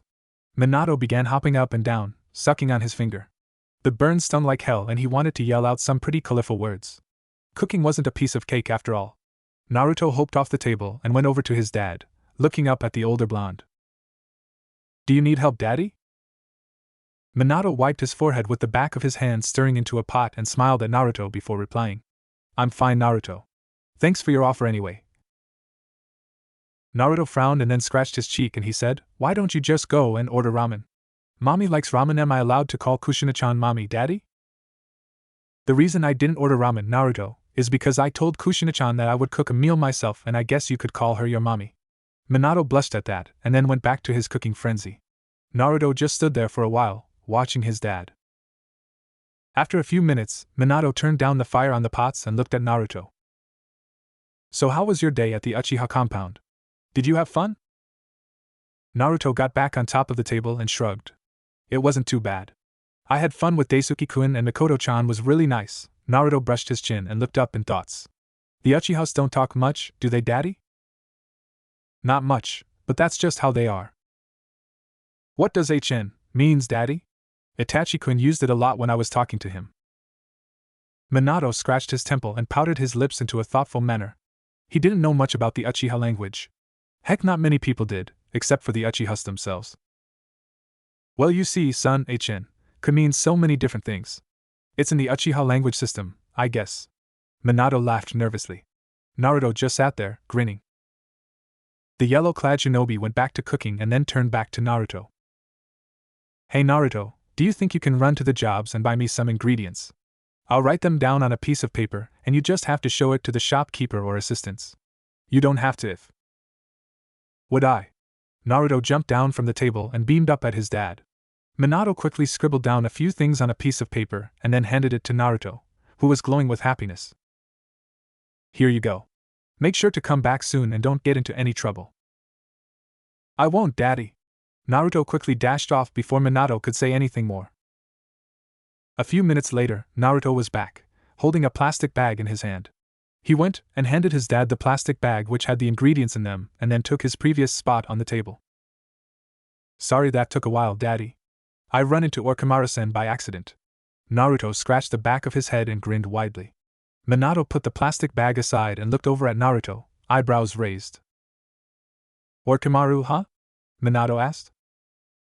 Aha, Naruto said. Minato shrugged and then started adding the ingredients to his cooking, a train of thoughts running through his head. What was Orochimaru doing back so soon? If he remembered correctly, he was supposed to still be on his mission. It was a S-ranked mission, he couldn't have completed it that fast. Minato stopped and examined the plates of foods laid in front of him. At least he was finished. Oh, the joy of it! Now he just had to set the table and go pick up Kushina. Hey, I'm finally finished. Minato stopped when he got no reply and turned his head to see that Naruto was curled up on top of the dining table, snoring quietly. He smiled. He was too absorbed in his cooking that he hadn't noticed Naruto falling asleep. Minato quietly walked over to the sleeping Naruto and scooped him into his arms, taking him to his room. He placed the young blonde on his bed and kissed his forehead. It was a bit early for his bedtime, but Minato didn't mind. Sleep was good for kids, so he was told. Sleep tight, son. Minato whispered and then chuckled, remembering how he hated to go to bed early. He slowly exited Naruto's room and gently closed the door behind him, going back to the kitchen. It's almost time to go and pick up Kushina. Minato reminded himself as he scooped up a few plates of food, going to set them on the table when he suddenly lost his footing. Minato gasped and watched in horror as his plates of food took to the sky. All that time wasted for nothing, was all Minato could think miserably. Did you miss me? A familiar voice said, and Minato looked up to see his sensei grinning at him and holding the plates of food in his hands, which thankfully still contained the food. Minato let out a heavy sigh of relief and thanked the high heavens. Phew! You have no idea how long that took me, Minato breathed out, and Jiraiya just went and placed the plates on the table before smirking at his student. Being a housewife, I see. I thought you were going to follow my footsteps. You do not know what you're missing out on, Minato, he exclaimed and then laughed, seeing the stunned look on his student's face. Where is Naruto? I came here to see the kid, Jiraiya explained, scanning the kitchen. Minato just went and got the rest of the food and carefully walking over to the dining table, placing them down before answering. He just went to sleep minutes ago. Why? Minato scowled at his former sensei. I hope you weren't planning on telling him the correct term of where babies come from this time, the blonde accused, and Jiraiya's smirk, which had never left his face, got broader. I told the kid the first time, he just didn't get it, that's all. Besides, there is no need for me to explain it to him anymore, he'll be finding out soon himself. Minato's face turned red and he narrowed his eyes slightly. What was that supposed to mean? He questioned, already getting an idea of where his sensei was going. The legendary Toad Sage had a little scan of the area before looking back at his student. Nothing. I better get going. Oh, and Minato, good luck with your date. Jiraiya walked to the front door and then shouted over his shoulder, don't forget to make the move, Minato. Ladies like those kind of things, I would know. Trust me. Jiraiya laughed, and then walked off. Minato was left standing and just blinking after him, and he could hear his sensei's voice outside. Well, hello there, ladies. Minato just smiled and shook his head before getting himself cleaned up and covered up all the food. In a flash of yellow, he was gone, soon arriving at Kushina's house. Kushina opened the door when Minato knocked and walked out, all dressed up. Minato blushed at the sight of her and smiled. Hope you didn't burn down the kitchen this time, Kushina teased and laughed. Minato just shook his head and then smirked, reaching out his arm to her. Kushina took it with a blush and the two walked back to Minato's apartment. Once they had arrived, Kushina stared in surprise at the various foods laid down on the table. Wow, was all she could say as Minato pulled out a chair for her, and she sat down. Sorry, but Naruto can't be here right now. He kind of fell asleep early today, so yeah. Oh, that's okay. Minato stood up and served her the food. Remember the deal? He grinned at her, and Kushina just nodded. Minato got some food for himself, and the two began to dig in. So how was it? Minato asked after they had finished eating and he packed the dishes. Kushina had helped even though he said it was okay, but she insisted. The two now sat on around the dining table, drinking wine. It wasn't so bad, Kushina admitted, taking a sip at her wine. The food was great, and she loved it. How knew Minato could cook? Your kitchen is still in one piece, she joked, and Minato chuckled. Good. Since it wasn't a complete disaster, you now have to admit something to me, Minato grinned. This was the moment he was waiting for. He didn't know what he was expecting, but he was expecting something nonetheless. Maybe Kushina was also feeling what he had been feeling for the past 2 years. There was only one way to find out. Kushina took a deep breath and had a deep blush. How was she going to tell him? Well, it didn't matter how she told him, it was now or never. Minato, I am like you, Kushina softly said and then cursed under her breath. What the hell was that? She thought, and then looked Minato in the eye, seeing that his face was turning red slowly. What I mean is that I really like you, maybe love, even. I know we have a child in the future, but I think this is how it started. Kushina spoke and Minato felt his heart beating fast. Maybe he was expecting something, maybe he was expecting this after all. Well, I love you too. Minato gently took a hold of her hand and leaned in closer. Kushina's heart was beating fast too, and she slowly leaned in as well until their faces were only inches apart. Minato decided to make the last move and leaned in more, closing the gap between them as their lips slowly locked and he kissed her. Her lips were so soft and smooth. Minato jumped slightly and then pulled away when the fridge door shut close. Naruto stood there in his pajamas, holding a carton of milk, and he smiled at Kushina and then Minato. Don't mind me, mommy and daddy. I was just going back to sleep. Naruto tired the yawn and then walked back to his room with a grin. Minato smiled and then turned back to look at Kushina, who was blushing madly, compared to him. Now where were we? Minato brushed her cheeks gently with the back of his hand before leaning in again, kissing her. Daddy, wake up. Wake up. Naruto shook Minato gently, receiving a groan from the older blonde. Okay, I'm up, Naruto. What is it? Minato sat up in his bed and yawned tiredly, stretching out his arms and looking at Naruto. Naruto jumped onto Minato's bed and looked up at him with glittering eyes filled with excitement. Remember, you promised to take me with you to training with your squad today? Naruto exclaimed excitedly. Minato yawned again and rubbed his neck, looking at Naruto in a questioning manner. Did I? Yep, and you said that I also get to train too if I'm good. Minato looked at the alarm clock on his bedside drawer and groaned. It was still only 4 a.m. He scratched his head and looked back at Naruto. Okay, Naruto, but it's still too early now. We still got about 2 to 3 more hours before we go, Minato said, smiling slightly at Naruto. The younger blonde lowered his head and pouted disappointedly, making Minato frown. What's wrong, Naruto? Minato said, somewhat worried. Naruto just looked up at him. If I go back to sleep now, I won't be able to wake up soon and then you'll leave me behind. Naruto pouted sadly. Minato just chuckled and ruffled his hair. I won't leave you behind, Naruto. I promised that I'll take you, didn't I? Tell you what, you go back to sleep and when it's time to go, I'll wake you up, 'kay? Can I just sleep with you here, Daddy? Naruto put on his puppy dog face and Minato just chuckled. Sure you can, Naruto. Minato moved aside slightly and patted a spot next to him. The young hyperactive blonde crawled in next to his dad, the warmth of the bed welcoming, and he grinned widely. He much preferred it here. His bed wasn't too bad and it was comfy and cozy and all, but it didn't have his daddy in it. Minato smiled and ruffled Naruto's hair before kissing his forehead.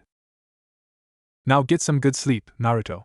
He pulled the blanket over the now yawning demon container, and then turned off the bedside lamp before lying back down.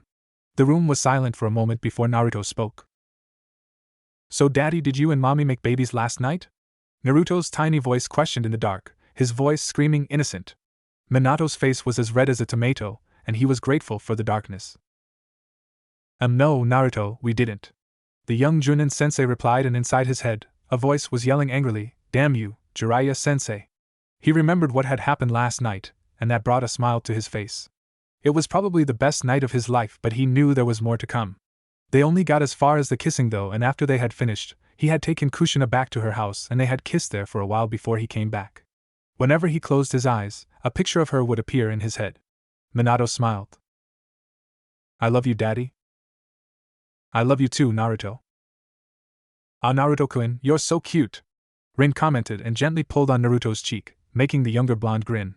Kakashi just stood there with his arms crossed, and he regarded the child boredly, wondering when they were going to start their training. It wasn't the first time they've seen Naruto, but it was the first time for them to see him in the training field. What Kakashi wanted to know was what he was doing here. He was wasting their time. Sure, their sensei knew better than to bring a 5-year-old to a training field. He knew how intense their training can get sometimes. Minato-sensei, when are we going to start our training? The silver-haired genin asked, sounding slightly impatient and annoyed. Well, when Obito gets here, Minato lamented and looked over at where Naruto and Rin were. Kakashi grunted.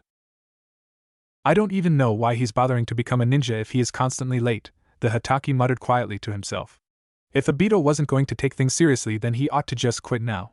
He was wasting his time, and especially Kakashi's. Sorry I'm late, Minato-sensei. I had to help Mikoto-chan carry some heavy stuff to her apartment since she's pregnant and can't do it herself. Obito laughed nervously and rubbed the back of his neck. Kakashi just raised his eyebrow at him. And you would know this how? Rin came over to him with Naruto behind her and just looked at the Uchiha angrily, obviously annoyed. She told me, Obito replied with a grin. Kakashi snorted. TSK, I bet it's just one of your lame excuses. Shut up. Obito shot at Kakashi, narrowing his eyes at him. Make me? Kakashi retorted back, and Naruto just walked quietly over to his dad. Okay, that's enough, you two, Minato cut in, sensing Naruto's fear. He turned his head and looked at Obito. Obito, please try to get here on time. Obito lowered his head apologetically. Now that everyone is here, we can start our training, Minato said, and then turned to look at Naruto. You stay here, Naruto, and watch. He ordered the child, and Naruto just nodded obediently. He didn't want to get involved anymore as he saw the looks Kakashi and Obito were giving each other. The two looked like they were about to tear each other to shreds, and that made the little blonde swallow a lump in his throat. He went and sat down cross-legged on a huge rock nearby and just watched. Okay, begin.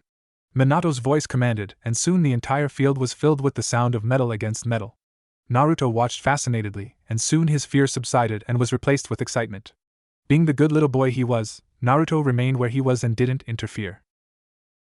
After a while the training had finished and the trio stood bent over, panting and breathing heavily while their sensei just stood there laughing and not even betting a sweat. Minato looked over at his students and grinned.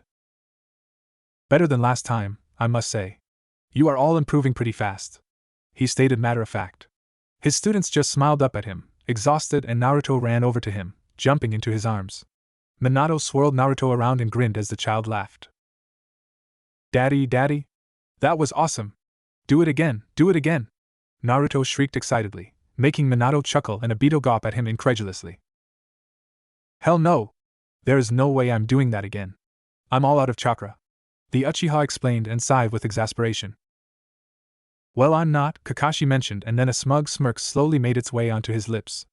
Everyone raised their eyebrows at him and Minato looked slightly impressed. Obito just had an annoyed look on his face, and he crossed his arms across his chest and just observed his so-called rival. Naruto didn't like the look on the Hataki's face at all and stayed as close as he could to Minato. The silver-haired genin straightened himself up and began to make a few hand signs. That ought to show the little brat who he should fear around here. Minato, recognizing the hand signs, instantly narrowed his eyes at his student. What did Kakashi plan on doing with that jutsu? Minato thought. Slowly but surely, streaks of lighting were appearing in the palm of Kakashi's right hand, gathering up. Naruto watched with his eyes wide, and soon the fear quickly kicked in. Something flashed into his head, blood was everywhere, and Kakashi was walking towards a very frightened-looking Naruto. He had the Raikiri still formed in his hand, and Naruto glanced over at the dead man lying a few feet away from him before looking back at Kakashi. Please don't hurt me! Naruto suddenly yelled, surprising everyone, even Kakashi. All eyes flew over to Naruto. The little blonde was looking at Kakashi fearfully, and he held tightly onto Minato's vest. Please don't hurt me. I didn't do anything wrong! Naruto cried out. Minato frowned and tried to calm Naruto down. It was clear that the child was having a panic attack, but for what reason, Minato didn't understand. Kakashi cancelled the jutsu and just stood there blinking, looking very confused. All accusing eyes were directed his way, and he glared back at them, looking very annoyed. What? He demanded, crossing his arms across his chest. Hey, it's okay, Naruto. Kakashi is not going to hurt you, Minato reassured, giving Kakashi a look. Right, Kakashi? He narrowed his eyes at the silver-haired genin, and said boy nodded his head. I wasn't even planning on hurting him. Kakashi mumbled under his breath. Naruto had calmed down and stopped crying as Minato smiled at him and ruffled his hair. Well, training is over for today, Minato announced. He waved bye to them as he took off with Naruto, disappearing in a swirl of leaves. I can't believe that Naruto was actually that scared of you, Obito stated as the trio were parting ways, and just shook his head. Why wouldn't he be? Kakashi questioned his frenemy with a smirk. I'm just as scary as anybody else, he added, and the Uchiha just rolled his eyes. Team Dobe. We've been getting reports from the villagers that kids are disappearing. It's getting serious now. More kids are disappearing every day, mostly the orphans. The third Hokage announced, a look of great concern on his face. Any idea where they might have gone or what has happened to them? Minato questioned, cocking his eyebrows. He tried to register everything the Hokage had said previously. No one knows where they are, Sarutobi spoke. Or what has happened to them. I've ordered a few shinobis to go and search for them just in case they have wandered off and got lost. These kids are still very young. Age 5 to 10, 7 being the average. Most of them are Leaf Village citizens. He continued on and then went to take a seat in his chair and turned to look out the window. The sky was a clear blue color, and the sun stood up high and mighty. Even that didn't bring a smile to the Hokage's features as he turned around and looked down at the photographs on his desk. Here are some pictures of a few of them. Sarutobi picked up the pictures and handed them over to Minato, who took them with a frown. Minato flipped through the pictures, observing each and every one of them. He stopped at one photograph and his heart just sank. How small the boy in the picture looked. That reminded him of Naruto. The boy was Naruto's age, if he wasn't mistaken. Minato moved on to the next photo and stopped. Minato flipped the photo around and showed it to Sarutobi, who gave him a questioning look. Who is this? Minato asked. That's Tenzu, the Hokage began to explain. He disappeared a few years ago. Minato nodded and proceeded to the next photo, and then sighed and handed them back to the Hokage after he was finished with them. Does anyone actually know whether these kids are still alive or not? Minato questioned and ran a hand through his hair. It was just so bizarre for kids to just go missing without a trace. Why he hadn't known about this earlier, Minato wanted to know, but decided to keep further questioning on the matter for later. Nobody has any news of any kind so far, so all we have to do now is assume the best, Sarutobi replied, and then let a heavy sigh escape past his lips. We need to be searching for some answers soon, he added, and Minato only nodded his head. So how's the paperwork doing? You guys became best friends yet? Minato teased with a sly grin, suddenly changing the subject. An unwanted smile crept its way onto the Hokage's face, and he gave Minato a look. You're so ungrateful, you know. You like to see me suffer, don't you? He asked accusingly, and the older blonde merely shook his head, the grin never leaving his handsome features. I was just curious, he replied, his entire body letting out an innocent aura. Sarutobi just chuckled and shook his head. So how is little Naruto doing? He is doing fine, Minato said. He had a panic attack a day ago when Kakashi was forming his Chidori, even though I have no idea why. I see. He also decided to pull a prank on me yesterday, Minato said with a frown. I hope I don't still smell like fish. He took a sniff at his clothes and let out a sigh of relief. The Hokage just laughed softly and shook his head once again. Like father, like son. HN. Come on, Itachi-kun. We need you for this game. Naruto pouted and then stomped his foot on the ground childishly when Itachi only shook his head again for the 100th time and stuck his nose high in the air. He didn't want to play their stupid game, and no one can make him. Even though his mother had told him to go out and play with kids his own age, he just grunted. He didn't want to see his mother disappointed in him, so he just went and was now standing under a tree with his arms crossed. He'd rather be training and perfecting his moves than playing some games. You're no fun! Naruto exclaimed, and Itachi just raised his eyebrow at him. HN. He responded and smirked when Naruto walked off angrily to go and join the other kids once again, muttering something under his breath. Itachi smiled. Peace at last. Itachi-kun is not playing, Naruto announced to the other kids who were waiting for him. We have to play a different game now, he added, and they all grunted in protest. Naruto went and got his ball from where it laid and brought it over to the other kids, a wide grin on his face. Soon the kids got into a game of ball passing and played for a while. Itachi just stayed where he was and watched them, not the least interested in joining them. After about 2 hours of playing different types of games, the kids began to leave. Some went home to eat while others just simply decided that they didn't want to play anymore and waved goodbye to Naruto. The little blonde turned his head to look at Itachi. I'll be going home too, the Uchiha said and turned to leave. Naruto just rolled his eyes and watched as Itachi disappeared out of sight. Naruto was left to stand alone in the playground and he sighed. His daddy had an important meeting today and his mommy was on a mission, so he had no one to play with. Naruto placed the ball on the ground and started to kick it as he headed over to Ichiraku. He could stay there until his father came to get him. He began to kick the ball around boredly, sighing now and then. He accidentally gave the ball a big kick and groaned, chasing after it. He halted to a stop when he saw someone had got it and was holding it in their hand. Hi, Orochimaru-sama. Naruto greeted with a huge grin as he walked over to the legendary Sannin. Orochimaru looked at Naruto and his lips twisted into a smile. Hello there, Naruto-kun, he spoke softly. I believe this belongs to you. He handed the ball over to Naruto and the little blonde took it, bowing slightly. Thanks, Naruto exclaimed gratefully, smiling. You're welcome, Naruto-kun, Orochimaru replied. He stood there watching the blonde, his snake-like eyes seeming to size up the child in a very unpleasant way. So what are you doing, walking all alone? He asked. Naruto looked up at him and blinked, frowning. I was playing with some of the other kids, but then they all went home, Naruto explained. I'm heading over to Ichiraku since my daddy is in an important meeting. I see, Orochimaru turned his back on Naruto. I know a few kids that can play with you, but since you already made plans, Really? Naruto's voice interrupted, sounding very excited, and his face lit up. Orochimaru chuckled at the child's enthusiasm and turned around to face him once again, a smug smirk on his lips. Yeah, Naruto-kun. I can take you to them if you want, but I must really hurry. I have something important to do. Naruto quickly said. Orochimaru chuckled again and then gestured for Naruto to follow him. He couldn't believe his luck. Naruto would be perfect for his test experiment. The fact that he was Minato's son made it even better. Just when he thought he had to go search for a child to test out his experiment on, Naruto came to him on his own accord. He looked down at the little blonde and smiled unpleasantly. And the little fool thought he was taking him to play with some kids. Itachi just watched them go from where he was and just snorted before heading back to the Uchiha compound. Naruto frowned and clenched the ball closer to his chest as he looked at the cave that was in front of him. The place didn't look inviting and it sent shivers down his spine. Surely this wasn't the place. Naruto looked up at Orochimaru with a sense of fear. Is this the place, Orochimaru-sama? Naruto asked curiously. Orochimaru just looked down at him and smiled before turning back to look at the entrance of the cave.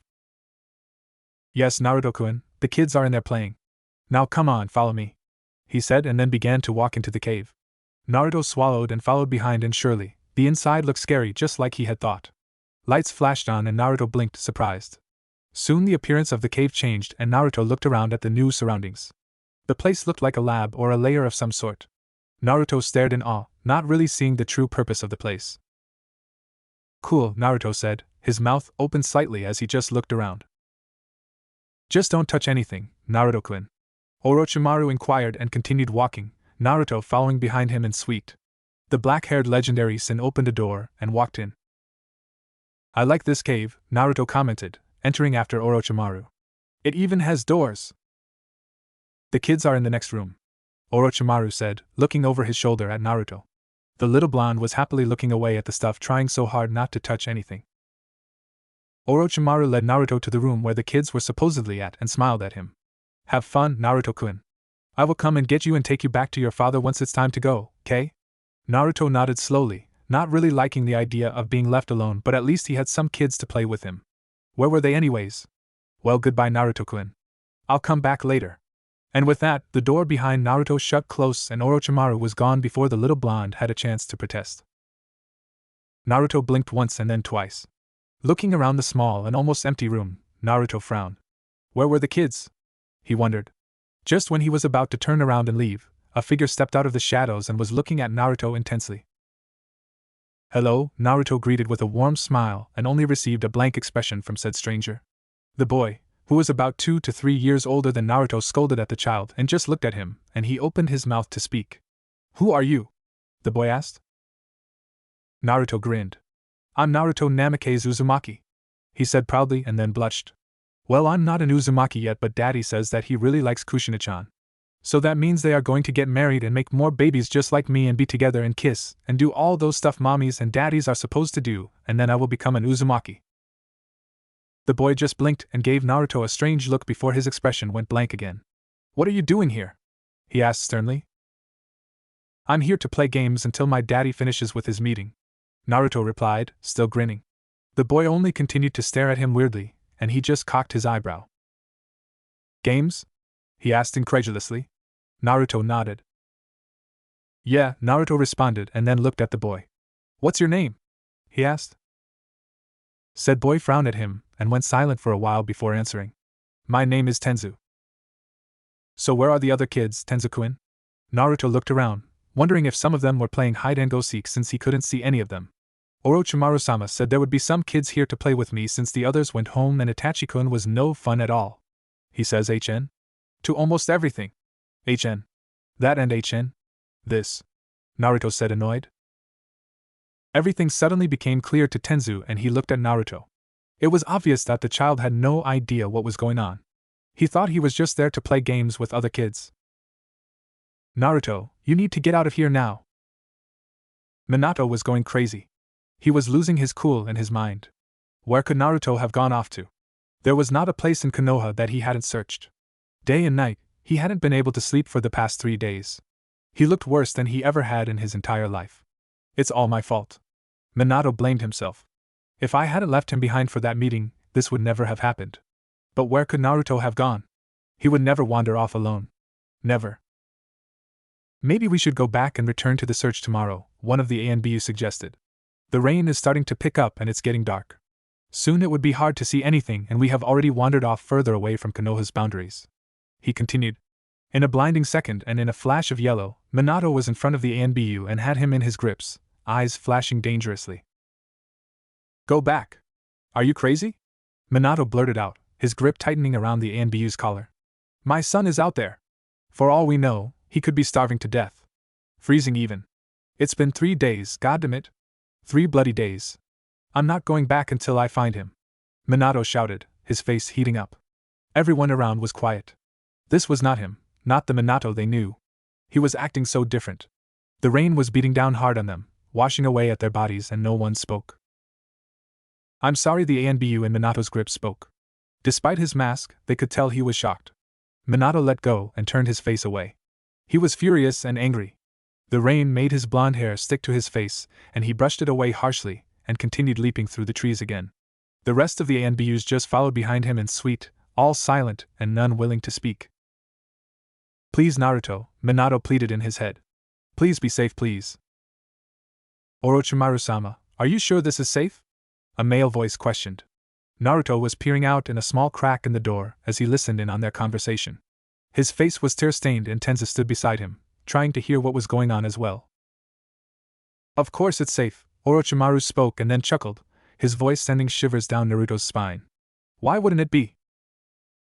Well, it's Minato's son we're talking about here. The man spoke again, his voice a mixture of fear and concern. Naruto still couldn't figure out who he was. He could only make out a glimpse of his figure. Brown hair, white clothing and small hat. Probably a medic nin, Naruto guessed. There is nothing to worry about, Orochimaru assured, sensing the fear of the other man. Now that I have Minato's child, none of the other kids really matter to me anymore. He stated and then began to mix some stuff. Naruto swallowed a lump in his throat. He hoped Orochimaru wasn't planning on making him drink whatever that thing was again. He hated it. It tasted worse than medicine. Why is that? Do you have a grudge against Minato or something? Why, yes, indeed I do. Orochimaru's eyes flashed and his tone suddenly changed. I was supposed to become the fourth Hokage after the old man. Minato had no right to that position. If I am Hokage, then I would have everyone under my mercy. He spat out bitterly. The man only nodded and continued to mix the substances. Well, how can you be so sure they won't find us here? The man asked. The legendary Sannin only smirked and licked his lips. Oh, don't worry, they won't. Not even the Hyuga clan can find this place. Let's just say I found someone who is really good at seals. Orochimaru stated, letting out a laugh. Naruto moved away from the door slowly and tugged at Tenza's sleeve. The young brunette looked down at him with a questioning look. What is it, Naruto-kun? He asked as he too moved away from the door and went to take a seat down on the hard floor. Naruto went and sat down beside him, his eyes sparkling with tears. I want to go home, Naruto replied as he fought back the threatening tears. I hate this place. I want my daddy. Tenza sighed and placed a hand on Naruto's trembling shoulders.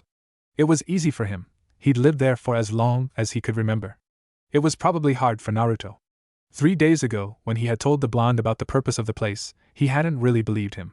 He explained to him the reason why he was there, but Naruto still thought it was all fun and game. Tenza had tried to get the blonde out of there, but as always, Orochimaru caught them, just like he always caught Tenza whenever he tried to escape. Don't cry, Naruto-kun. I'm sure someone would come for you, Tenza said and tried to comfort the little blonde. Why, my daddy will come for me, Naruto exclaimed, wiping the tears off his eyes slowly. He'll show him. No one kidnaps me and gets away with it. Tenza had to smile at that, despite their situation. You'll have to be in good shape until he comes, now don't you, Naruto-kun? That is, if he ever comes. Naruto jumped and turned around. There in the doorway stood Orochimaru, smirking at the two of them. He held a tray in his hands and began to walk forward, closing the door after him with a push of his leg.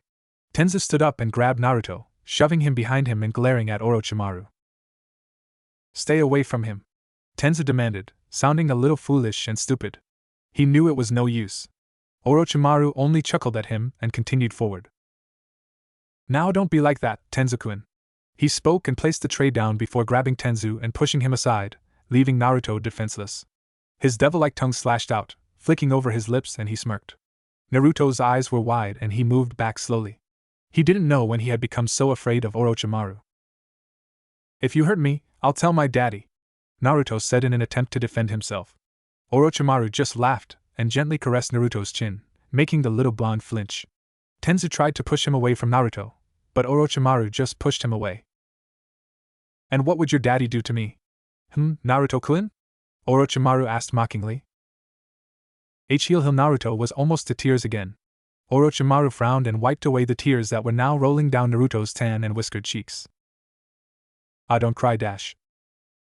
Don't touch him. Tenza got up and charged towards Orochimaru. The black-haired Sannin turned his attention away from Naruto and looked at Tenzu. Before the poor kid had a chance to do anything, he grabbed him by the neck and held him up in the air. The brunette gasped for air and struggled to unclench Orochimaru's grip from his neck. What has gotten into you today, Tenzu-kun? You're not yourself. Tenzu only struggled some more, trying to get free, but Orochimaru had a firm grip of his neck. The kid's face was going red and it was obvious that he needed air. Orochimaru frowned and looked down as he felt someone frantically punching him. "Leave Tenzo-kun alone. If you hurt him, I'll tell Daddy as well." Naruto screamed out his threat as his tiny fists were being smashed against Orochimaru's legs and waist, assaulting his body. Tears were streaming down the blonde's face, and he kept on hitting Orochimaru in an attempt to make him let go of his newfound friend. How cute! Orochimaru laughed, barely feeling the punches that were supposed to be harmful to him. He threw Tenzu across the room and Naruto ran to his side as the brunette painfully sat up, rubbing his neck and breathing heavily. "Now why don't you two be good little boys and try to behave, huh?" Orochimaru got the tray and came over to them. He took out a needle and grinned at the two unpleasantly. Naruto's eyes widened and he swallowed. He didn't like the size of that needle, and the thought of it piercing his skin scared the living daylights out of him. "Let's do a little experiment, shall we?" Naruto watched as Orochimaru knelt down in front of them, all the while his eyes were focused on the evil-looking needle. Who was more evil? Naruto thought. He hated needles, but at that moment, he hated Orochimaru even more. "Let's see if we can still put the first Hokage's jutsu to good use." His eyes turned to Tenzu and he grabbed his arm. The boy protested, but he held him tight. "Make this easier on yourself. The more you move, the more it's going to hurt, so I suggest you stay still," he instructed. When the boy said nothing and calmed down slightly, Orochimaru smiled. Tenzu flinched when the cold metal touched his bare skin and winced when it pierced through it. He felt the liquid substance being injected into his body and the metal retreating. Now that wasn't so hard, was it? Orochimaru turned his attention on Naruto, who was looking at him with wide, fearful eyes. "Your turn," he said and placed down the needle. He took out a small bottle cap and poured something into it. Naruto frowned. He wasn't getting the needle? Oh well. He wasn't complaining. "I don't suppose you've ever heard of a bijou," Orochimaru said, more of a statement than a question. "They are very powerful beasts. Great shinobis have died because of them. They seek nothing but destruction and the end of mankind. Some fight to gain control over them, while others fear them. Some people are born with the power to control them. It's called a bloodline. You have to be born with it though. Your daddy has a bloodline." He smiled at Naruto and thrust the cap that contained the liquid forward. "I want to see if I could give you a bloodline, Naruto-kun." He spoke sweetly. Naruto frowned. Didn't he just say you had to be born with it? Tenzu just sat there, listening to everything. "Maybe one day, you'll be able to have control over them," he continued. Naruto looked at him. It sounded like Orochimaru didn't know about the thing lurking within him. The Kyuubi. One of the so-called bijou, a demon, a monster. "Open wide, Naruto-kun," Orochimaru ordered, and Naruto hesitated for a second but then opened his mouth, fearful of what he might do to him if he didn't. The liquid was poured into his mouth and Naruto grimaced at the taste but swallowed anyways. For a second, Naruto thought he heard someone or something growled inside of him. "Kyuubi? That's a good boy." Orochimaru ruffled Naruto's hair and stood up. He picked up the tray and headed towards the door. "Good night, boys." And with that, the door was closed, and he was gone. "Are you okay, Naruto-kun?" Tenzu asked, a worried look on his face. Naruto turned and grinned at him. "Aha!" and dash. Before Naruto could finish his sentence, he passed out. And so did Tenzu. The next morning, Minato was at the Hokage's tower, looking worser than yesterday. He had dark circles under his eyes and his hair was a mess. It looked like he hadn't slept again last night, the third Hokage guessed as he observed him. He felt sorry for the guy. "The search party has already been sent out again," he said, looking at Minato. "Even the Hyuga clan has offered a hand, but they haven't spotted anything yet." Sarutobi continued with bitter disappointment. "Minato, maybe you should dash," he cut himself off. Minato was glaring at him, daring him to finish his sentence. The Hokage sighed and rubbed his temples. He went and sat down on his seat and turned to face the window. "Hokage-sama," a voice spoke. The Hokage turned around and saw Orochimaru standing there beside Minato, having appeared in a swirl of leaves. "We are ready to send out a second search party.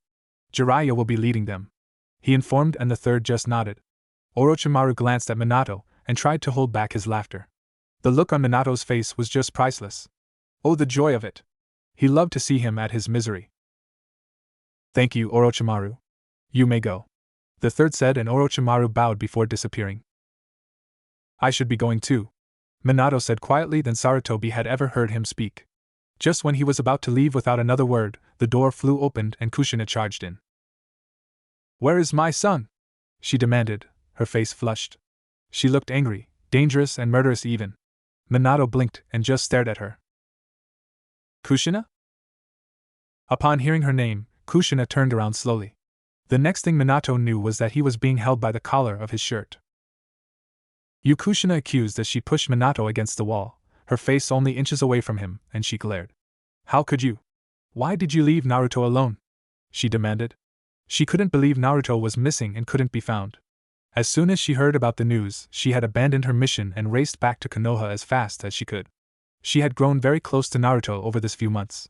She loved him. She was his mother, and as a mother, she felt like she was failing him. Now he was gone and God knows where he went. Kushina, I'm sorry. Kushina loosened her grip. Minato looked her in the eye.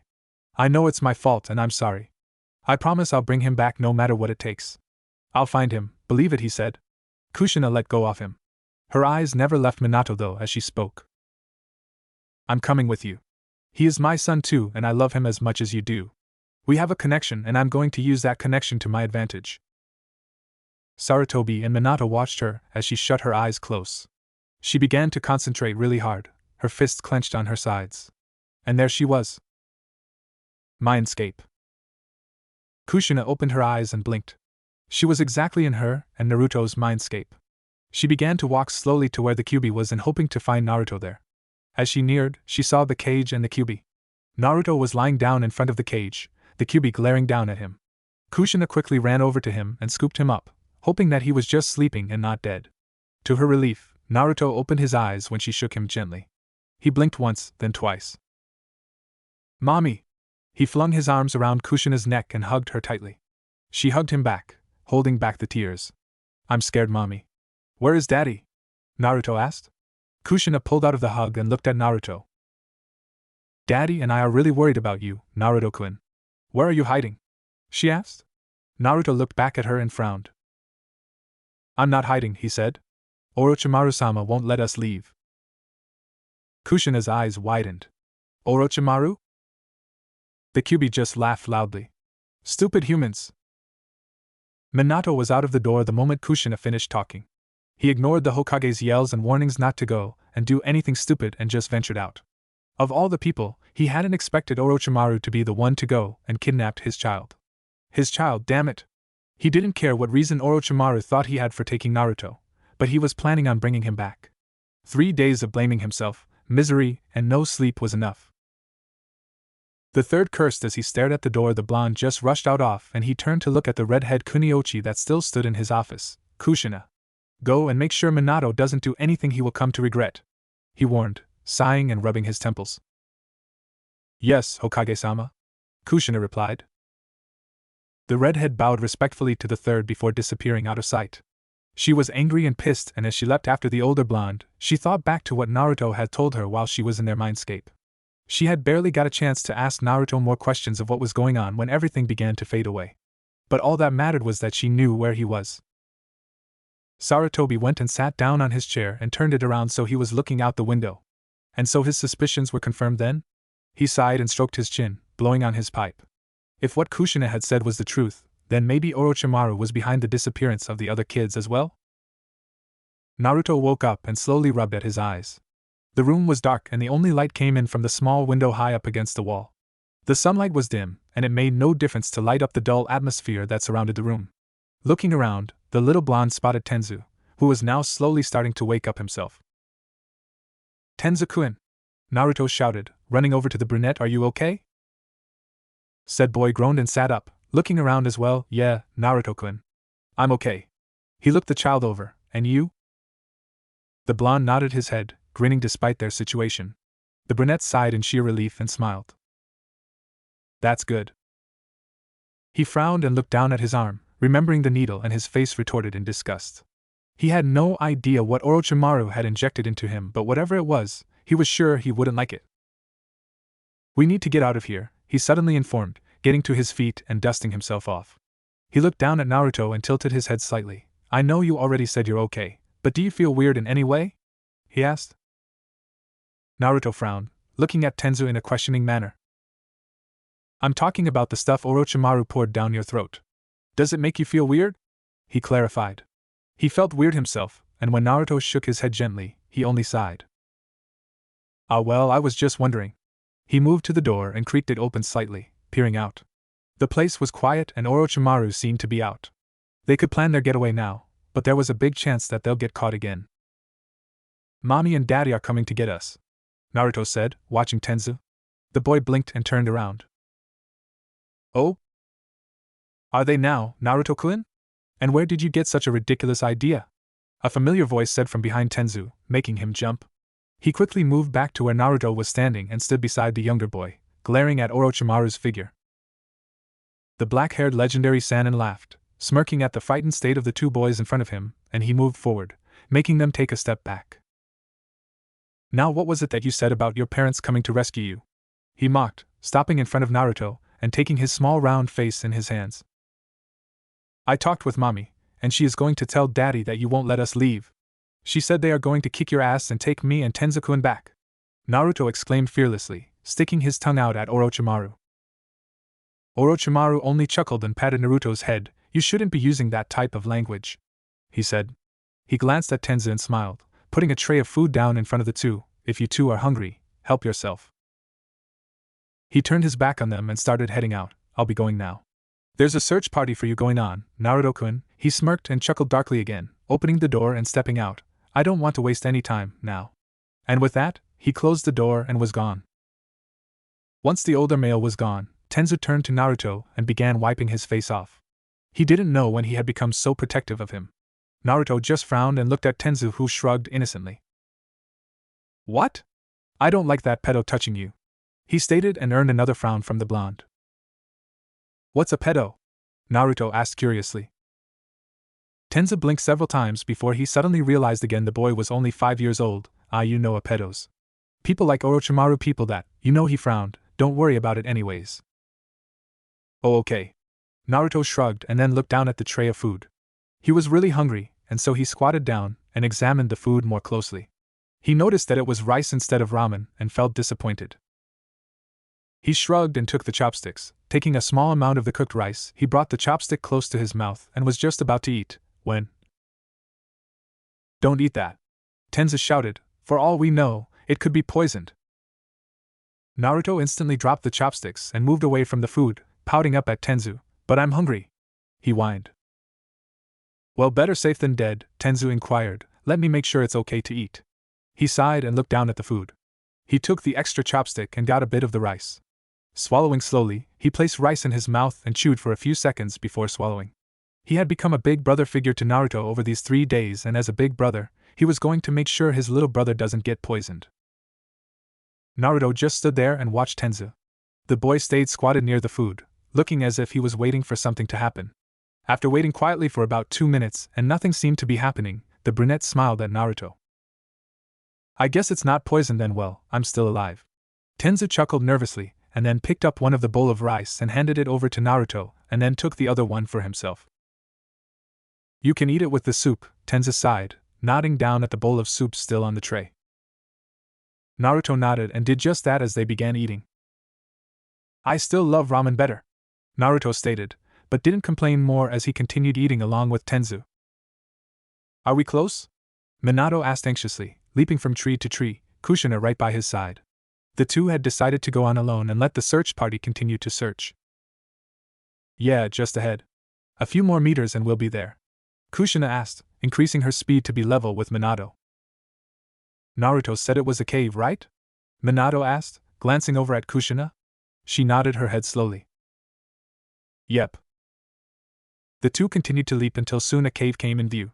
Just then, Orochimaru appeared in front of them, looking at them. Orochimaru, Minato whispered dangerously under his breath, his anger rising again as his son's kidnapper stopped in front of them. Minato, Kushina, Orochimaru frowned. I've already scouted the place. Naruto isn't here, I'm sorry, he informed, cursing inwardly. So the little brat wasn't lying after all. But how the hell did he know? Don't try to play dumb with us, Orochimaru, Minato spat out, glaring at the confused, frowning-looking Sannin. Whatever do you mean, Minato? Orochimaru questioned innocently, sounding like he had no idea what Minato was talking about. So they'd finally figured out, huh? Well gee, who would have thought? You know what we're talking about. Kushina cut in. Now where is our son? Where's Naruto? She demanded. A wicked smile crept onto Orochimaru's pale face and he smirked, looking at the duo. I already told you he is not here. In a blink of an eye, Minato was gripping Orochimaru by the collar of his vest and he glared at him, anger oozing out of him. I don't care if you're one of the legendary Saiyans, Minato said through gritted teeth. If you don't tell me where you're hiding, Naruto, things will get very ugly around here. He threatened. Orochimaru's smirk grew wider. Threat, huh? Well, what shall we do about that? He grinned, evoking Minato's anger even more. Gives us back our son, now, Kushina demanded, taking out a kunai. She too was starting to get really angry, and she didn't care if Orochimaru was one of the Saiyans as well. Minato let go of Orochimaru and took out his kunai as well. I didn't want it to have to be like this, but you leave me no choices. If I have to beat the answer out of you, then so be it. He roared. Orochimaru laughed darkly. If they really thought they could defeat him, then they were sadly mistaken. This was a chance for him to get revenge for Minato taking over his spot as the fourth Hokage. How dare that old fool chose Minato over him? Naruto-kun is such a cute boy, isn't he? These 3 days that I've spent with him have been marvelous, he smirked, seeing the look in the young couple's eyes. Hell, they looked like they wanted to tear him into shreds.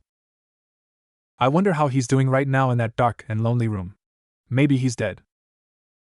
That's enough. And then all hell broke loose. The 3 shinobi glared at each other. If everything went as planned, only 2 of them would be leaving, and it sure wouldn't be Orochimaru. Minato! The Sannin roared, Kusanagi flying out from his mouth as he charged the Kage. The blonde looked down on Orochimaru angrily, a blue orb swirling powerfully in his hands. Rasengan! Minato shouted, ducking beneath the poison-tipped blade as he slammed the sphere into Orochimaru's gut. The Sannin cried out, his body thrown several meters from the young couple as Minato quickly threw one of his signature kunai. Orochimaru's eyes widened as Minato reappeared behind him, another Rasengan swirling in his hands. The snake adjusted his body weight slightly as he flew towards Minato, and with a loud hiss, he vomited a new body, slithering away from the blonde as his old skin was torn asunder under the power of Minato's blow. Orochimaru, that technique, Minato growled, arming himself with a kunai. What have you become? Kakuku, dear Minato-kun, do you really want to know? Orochimaru asked, pointing Kusanagi at the blonde. No. The time for talking is over, Minato scowled. You kidnapped my son, that's all I need to know. With those few words he raced forward in a yellow flash, colliding with Orochimaru as Kushina flipped towards them with several chakra chains flying from her hands. Shifting through several seals, Orochimaru leapt back from the pair, forming the final seal as he landed several yards away from Minato. Futon, he cried, De Tappa! A great wind blew through the chamber/hideout/area, but Kushina was faster, erecting a barrier around herself and Minato with her chains. Kushina merely grit her teeth as the wind blew around them, leaving them unscratched. Kakuku, Orochimaru mused. Perhaps I should see if young Naruto-kun has that ability as well, Minato snarled, disappearing once more in a yellow flash as Kushina shot several chains out towards Orochimaru. You have chains, I have snakes, the Sannin hissed, releasing several large cobras from his sleeves that tangled with Kushina's chains. Taking advantage of Orochimaru's distraction, Minato flashed behind him, placing his kunai to the man's neck. Give it up, Oro, it's over. Is it Minato? Orochimaru asked, coiling his neck around so he could glare at the man. Minato gasped as scale-like substances overcame the Sannin, twisting and warping his body until he was little more than a monster. His head had become more serpentine, twisting and gazing around the room until his snake-like eyes fell upon his prey. Dynamics! Orochimaru hissed, coiling back in preparation to strike the blonde. TCH. Minato spat, leaping back by Kushina as several chakra coils flew out towards the white snake. Oro hissed, poison spewing from his fanged lips as he snaked between the chains. I'll kill you here! Kushina! Hold him! Minato roared, reaching for several pronged kunai. The redhead nodded as she shot another chakra chain towards the Sannin. I'll get him! The large serpent snarled, snakes flying from its lips as it slithered across the floor towards Minato. Come on, Minato scowled, his fingers racing across the kunai swiftly. Sasa! Oro hissed, lunging at Minato, jaws wide as the blonde looked up in shock. You're mine! Minato winced, staring as Orochimaru's fangs stopped inches above him. Kushina was meters behind him, coiling his serpentine body and numerous chakra coils emerging from her back. Stay away from my family! She ordered angrily, heaving the chains backwards and tossing Orochimaru up and away. Minato watched with a smile as Oro crashed to the ground, dust and rubble flying from the collision. It's done, he mused quietly, twirling the numerous kunai around in his hands as Orochimaru slowly slid back up. Minato glared at the man-turned-monster, and tightened his hold on one of the kunai. It's time to end this, Orochimaru. He tossed one of the kunai. Hiration. Orochimaru didn't even have time to blink. Before he knew it, his scales were covered with cuts, places where Minato had obviously torn at him with one of those thrice-damned kunai. Minato! The snake shouted, where are you hiding? Above, Minato mused, appearing above the Sannin with a powerful Rasengan charging in his right palm. Orochimaru hissed, lunging up towards the man as Kusanagi flew from his fanged jaws once more. Die! Time Warp, Minato stated, once again disappearing into a flash. Orochimaru's eyes widened as he lost sight of the blonde. Where dash? Rasengan! Minato shouted, slamming the blue orb into Orochimaru's serpent body as Kushina watched on. Unlike the previous ones, this Rasengan didn't let go. It grew and grew as it continued shredding at the snake's body, until it easily took up half the room itself. Minato! Orochimaru snarled in futility, as his body was devoured in blue light, and then he was gone, sent several feet away in a heap of mess by the yellow flash of Konoha. Minato and Kushina stood there, both panting heavily, brushes and wounds covered their bodies. Fighting one of the legendary Sannin was not an easy task, and Kushina fell to her knees, coughing. Minato quickly ran to her side, looking at her worriedly. Are you okay? He asked, looking her wounded body over. Yeah, I am fine, Kushina said, slowly getting back up to her feet and smiling at the blonde. Come on, let's go and get Naruto back. Minato nodded and they continued towards the cave. I want my mommy and daddy, Naruto said, looking up at the ceiling as he stayed laid down and with his head rested on Tenzu's lap. Don't worry, Naruto-kun. I'm sure they'll be here, the older boy comforted, ruffling the blonde's hair. You said so yourself. Naruto meekly and just pouted as he continued to stare up at the ceiling. The two froze when the door began to slowly creak open and Naruto sat up slowly. They both wondered if it was Orochimaru. The door creaked some more and two shadowy figures came into view. Neither Tenzu nor Naruto could make out who the figures were due to the lack of light in the room. Naruto? Naruto, are you in here? Came a tired and desperate voice.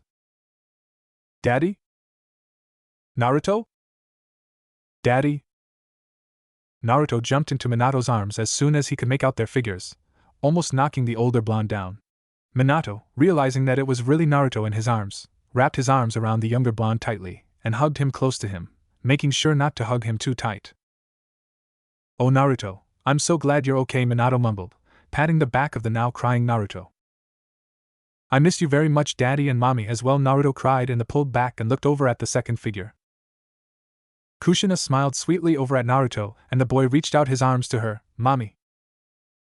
Kushina's smile grew wider as she scooped Naruto from Minato's arm and hugged him.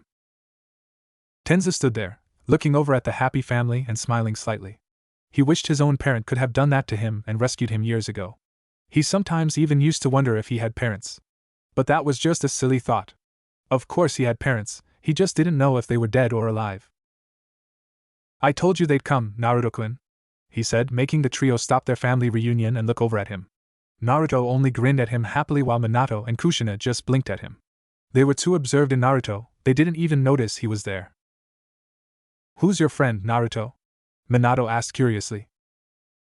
That's Tenzu-kun, Naruto announced proudly. Minato nodded and Kushina walked over to Tenzu. Nice to meet you, Tenzu-kun, she said, gently ruffling his hair. Yeah, nice to meet you, Minato added with a goofy grin that matched Naruto's. Tenzu nodded his head at them and smiled. Come on then, let's go, Kushina told Tenzu and the two blondes. This place stinks of substances. She frowned, walking out the door. The three followed after her and they left the cave, stepping into the bright afternoon sun. Only then did Naruto notice the bruises and wounds on his parents and he gasped. You're hurt, he exclaimed, pointing at their wounds. Minato chuckled and ruffled Naruto's hair, grinning. Don't worry. They are not very serious, he assured. Kushina nodded in agreement. If you say so, Daddy. Now let's go home. The four were just about to leave when Tenzu frowned. What happened to Orochimaru? He asked curiously. He hadn't seen the pedos since he brought them the meal. Let's just say, he's been taken care of, Minato answered with a small smile. Oh. Now the soon-to-be Hokage grinned again. Who's up for ramen? I am, Naruto and Kushina shouted in unison. Minato was starting to panic despite what Kushina had told him. Naruto was just sick, that's all. He was a kid after all. He didn't expect him not to get sick, did he? It was completely normal, right?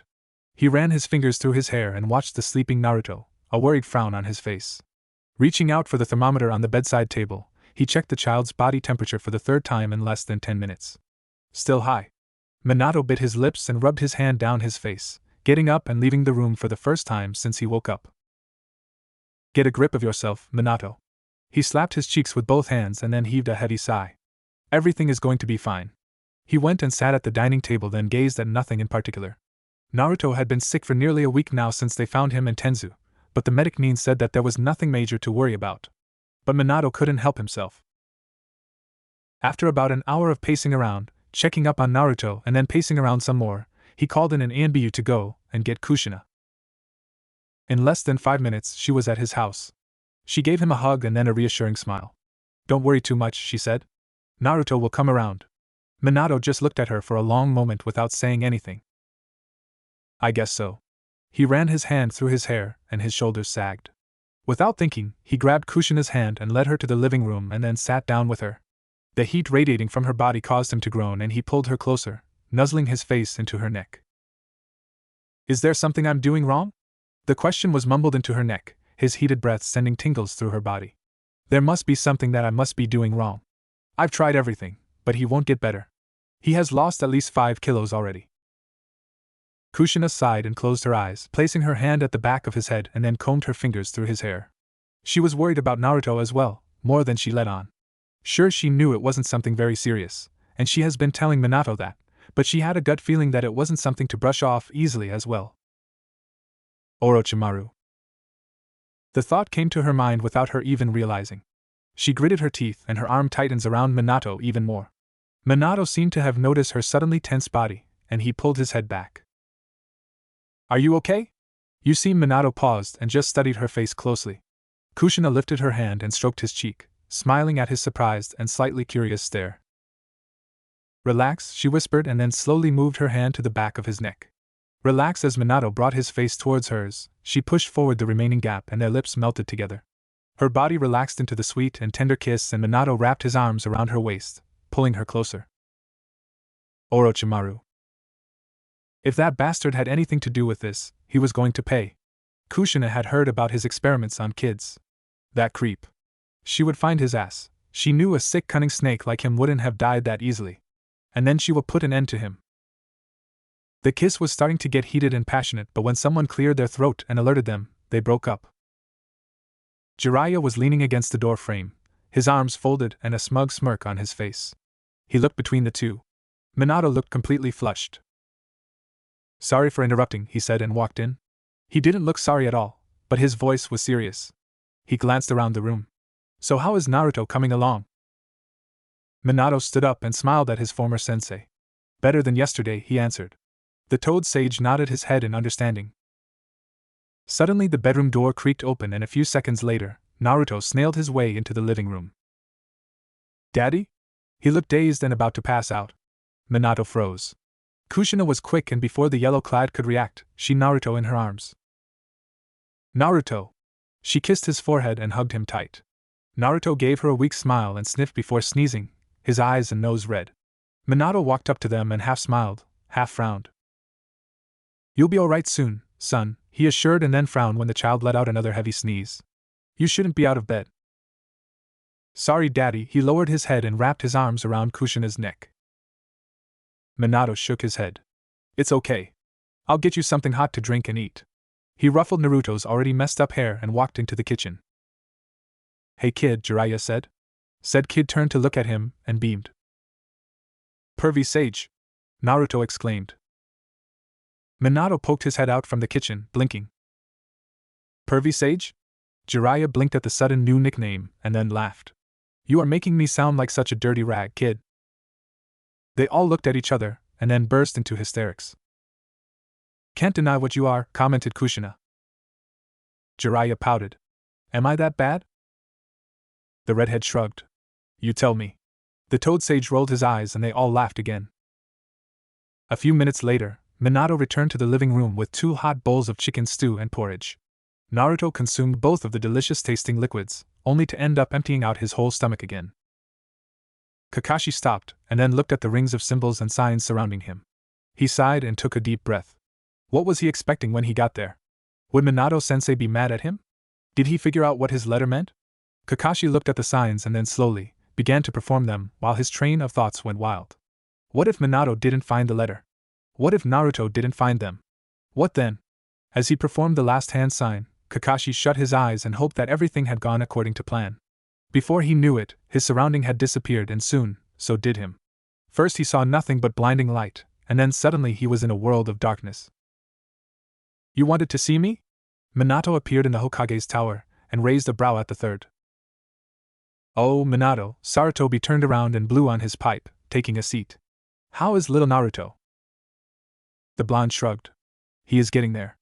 Minato spied himself a spare chair. It sucks that he has about a month and something days left, and this is how I get to spend it with him. I didn't even notice until now.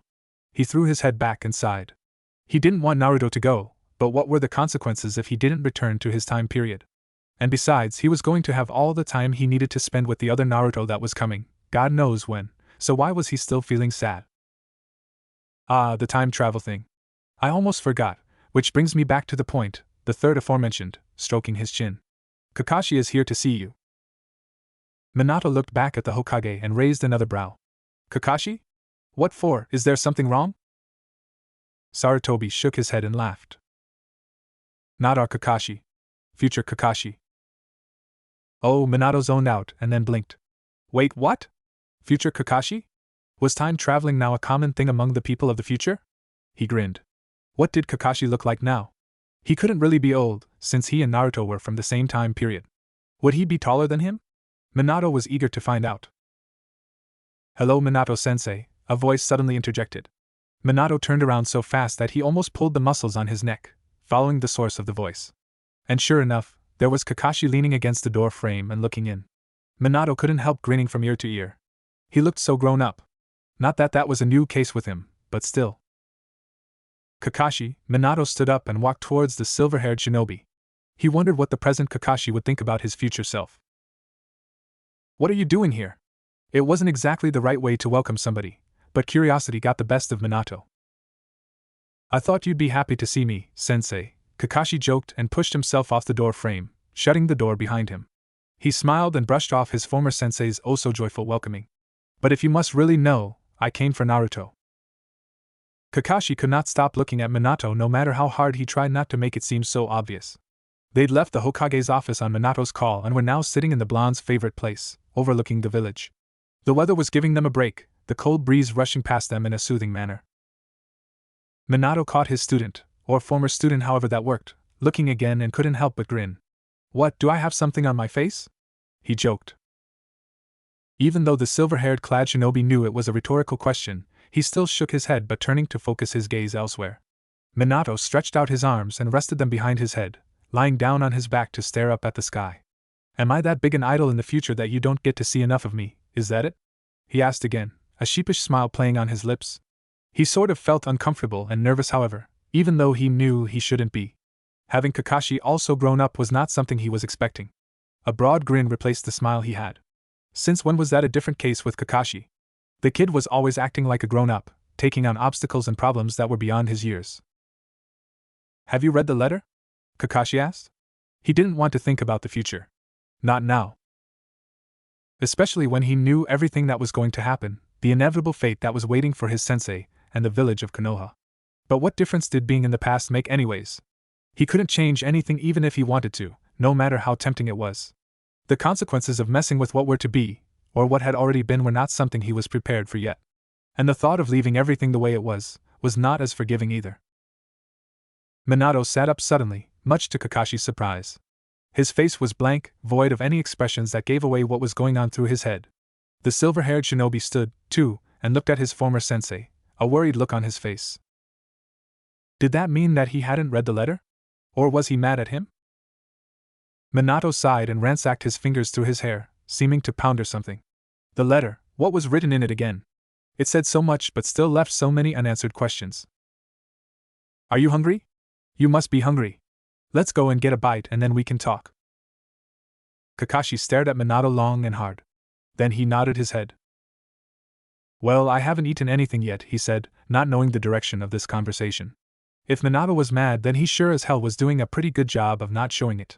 Kakashi would have to handle it somehow if he was, But he didn't seem mad, just rather confused. They left the mountain in the blink of an eye, appearing in Ichiraku Ramen store. Minato pulled out a stool and sat down, Kakashi following in suite. When Tucci came to take their orders, he froze. His eyes scanned between the two, lingering a second longer on Kakashi, who had his head slightly lowered. After a minute later, a broad grin took over his face. One of these days, Minato, he shook his head and smiled. I wouldn't be surprised if you show up here with a twin of mine. Minato chuckled. Who's your friend? Tucci asked, nodding towards Kakashi. Minato scratched his head, possibly wondering how he could explain this. This is Kakashi dash. Uncle. I'm Kakashi's uncle, Kakashi finished off. The blonde furrowed his eyebrows and gave the silver-haired shinobi a sideways glance but decided to play along anyways. If he wanted to play the uncle, then so be it. That was probably the most reasonable explaining anyways, but he was pretty sure it was still going to raise some doubts and questions. Yeah, this is Kakashi's uncle. His name is Takashi. Minato confirmed with a smile. Tucci didn't seem the least bit convinced as he raised an eyebrow. Still, he smiled and nodded his head. It's a pleasure to meet you, Takashi. I'd say Kakashi gets his looks from you, huh? He chuckled. So what may I get you two today? They ordered up, and as they ate and chatted to Tucci, Kakashi gathered his thoughts together, getting prepared for the talk. Why so tense, Kakashi? Is something the matter? Minato glanced at said person with concern. They had left the ramen store and were now headed to his house. He wondered how Naruto was doing. Kakashi sighed, keeping his gaze fixed on where he was going. People stared as they walked past, but none stopping to ask questions, just curious eyes following them as they go. Just nervous, he said. Minato laughed heartedly, causing Kakashi to glance at him. Why? I haven't asked or said anything yet. But once you hear everything I'm about to say, that'll change, he said. Once Minato heard everything, he wasn't just going to be mad. The guy was going to be furious, if not downright dangerous.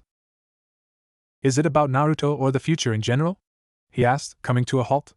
Kakashi continued to walk only to come to a stop a few feet away. Both, he answered.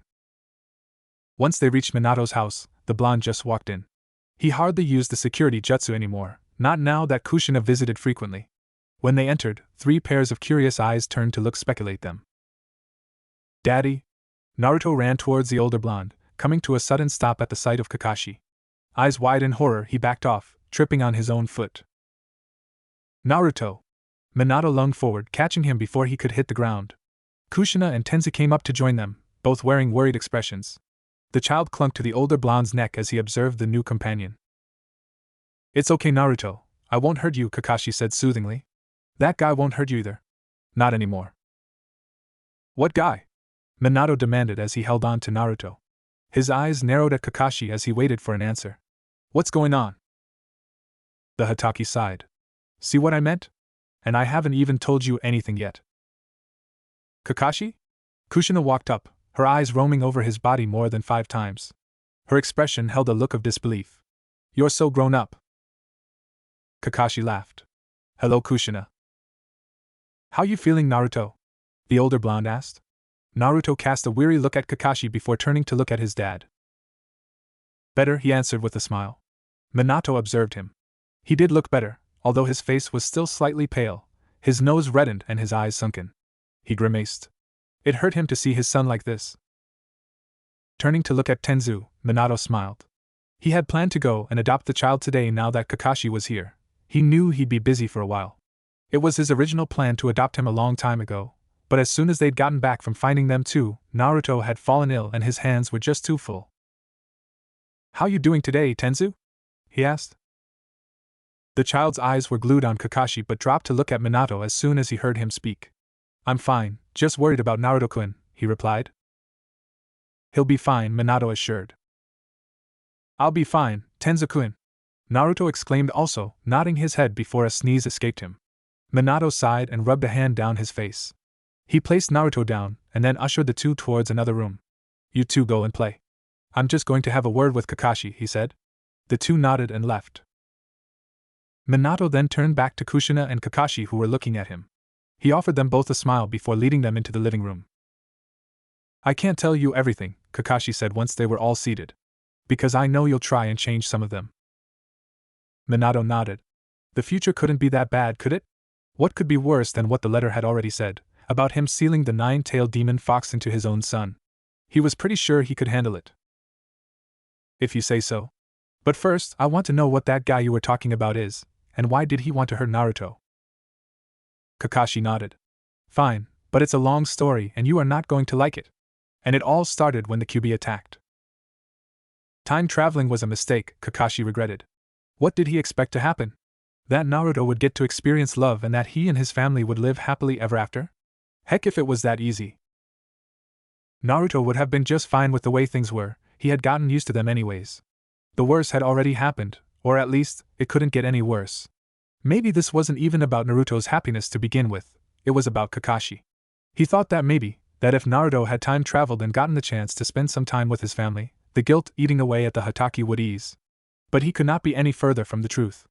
In fact, he felt ashamed, terrible, and guilty as hell, the way Kushina and Minato were staring at him right now. He knew that no matter how he unfolded the future to the pair, someone was going to end up hurt. Maybe not physically, but emotionally. However, as he sat there choosing his words carefully right before saying them, he could not bring himself to meet the older blonde in the eyes. He shouldn't be telling them what a horrible path fate has laid out ready for them. He shouldn't be telling them about a future he could have changed himself and made better. He could have made things better, made Naruto's life easier. He should have, he had promised, damn it. But did breaking a promise that was not even made yet count? Maybe that was even worse. Now he wasn't making any sense. When Kakashi stopped talking for a second, he was met with silence that seemed to drag on for eternity, making him wish he was anywhere but in the same room as his ex-sensei. He had never seen anyone look so pale and broken and yet so deadly at the same time. He was surprised Minato hadn't exploded yet, yelled at him and then gone and unleashed his fury on the village on you are, all a bunch of traitors frenzy. But no. At the moment, Minato managed to still look calm and collected, something that Kakashi feared even more. He hadn't said much, just beating around the bush and telling Minato the things that would keep him rooted to his seat until Kakashi could get to the worst part. But Kakashi didn't know if he could bring himself to tell them anymore. Worse things had happened to Naruto before, Kakashi explained, the tension in the room seeming as if it was going to suffocate him. He swore to God, if Minato didn't say a word for the next minute or so, he was going to go insane. But this guy, he had gone too far. I was so angry I didn't know what I was doing. He was kicking him around like a rag doll. I lost control and I used my Chidori on him and Naruto saw the whole thing. Minato stiffened, clenching his fist so tightly that his whole arm was turning a sickly pale color. That explains a few things, he said bitterly at last. His mind was trying to register everything that Kakashi had said so far. How he had managed to still be seated in his seat was a surprise even to him. So that explained Naruto's panic attack a few months ago and the state the child had been in when he first encountered him. The thought of anyone laying hands on him, let alone hurting Naruto, made Minato's blood boil. But most importantly, what he wanted to know was where he and Kushina were in all this mess. Where are your parents? I don't have any. Kushina and I, Minato began, taking a hold of Kushina's hand and giving it a light squeeze. It would have been an understatement if he had said that her face was almost as red as her hair. Her anger was fuel for his. What happened to us? Where were we and why didn't we do anything? He wanted to know what Naruto meant when he said he had no parents, and the way Kakashi was shifting in his seat at the moment made him assume the worst instantly. Kakashi gave Minato a fleeting look before casting his eyes elsewhere. Running his hand through his hair, he drew a heavy sigh. Kami, what was he thinking? There was no way Minato was just going to leave everything as they were. The blonde was deemed to try and change things. None of you could do anything, Kakashi said. When you sealed the Kyuubi into Naruto, it didn't come at an easy price. Minato didn't flinch, didn't even look up, and it was his lack of reaction that scared the silver-haired clad. And Kushina? He asked. This time, Kakashi forced himself to look up at Minato and Kushina. They stared back at him expectantly. The sound of coughing and sneezing coming from outside distracted him for a second, giving him time to think of words to answer his ex-sensei. She dies giving birth to Naruto, he stated. Well, what else could he say? It was the truth, the inevitable truth. Minato appeared to have frozen in time all of a sudden. He stared at no one in particular for what seemed like hours until someone nudged him gently. He turned to see Kushina looking at him. Her face softened slightly, and she gave him a small smile. You're breaking my hand, she told him. Minato just stared at her, and before Kushina knew what was going on, he had her pressed against his chest in a tight hug. Kakashi silently watched on as Kushina hugged him back and kissed his forehead. After a while, Minato pulled back, his eyes hazy. He stood from his seat steadily, raking his fingers through his hair. "I need to get some fresh air," he announced. Without waiting for a response, he was gone and all they saw was a yellow flash. "You've done it this time, Kakashi. Is Daddy going to be alright?" Naruto moved away from the door where he was spying on Kakashi and his parents. He couldn't help but be curious. He didn't know what it was about the silver-haired shinobi that scared him, but he knew that he had to be careful.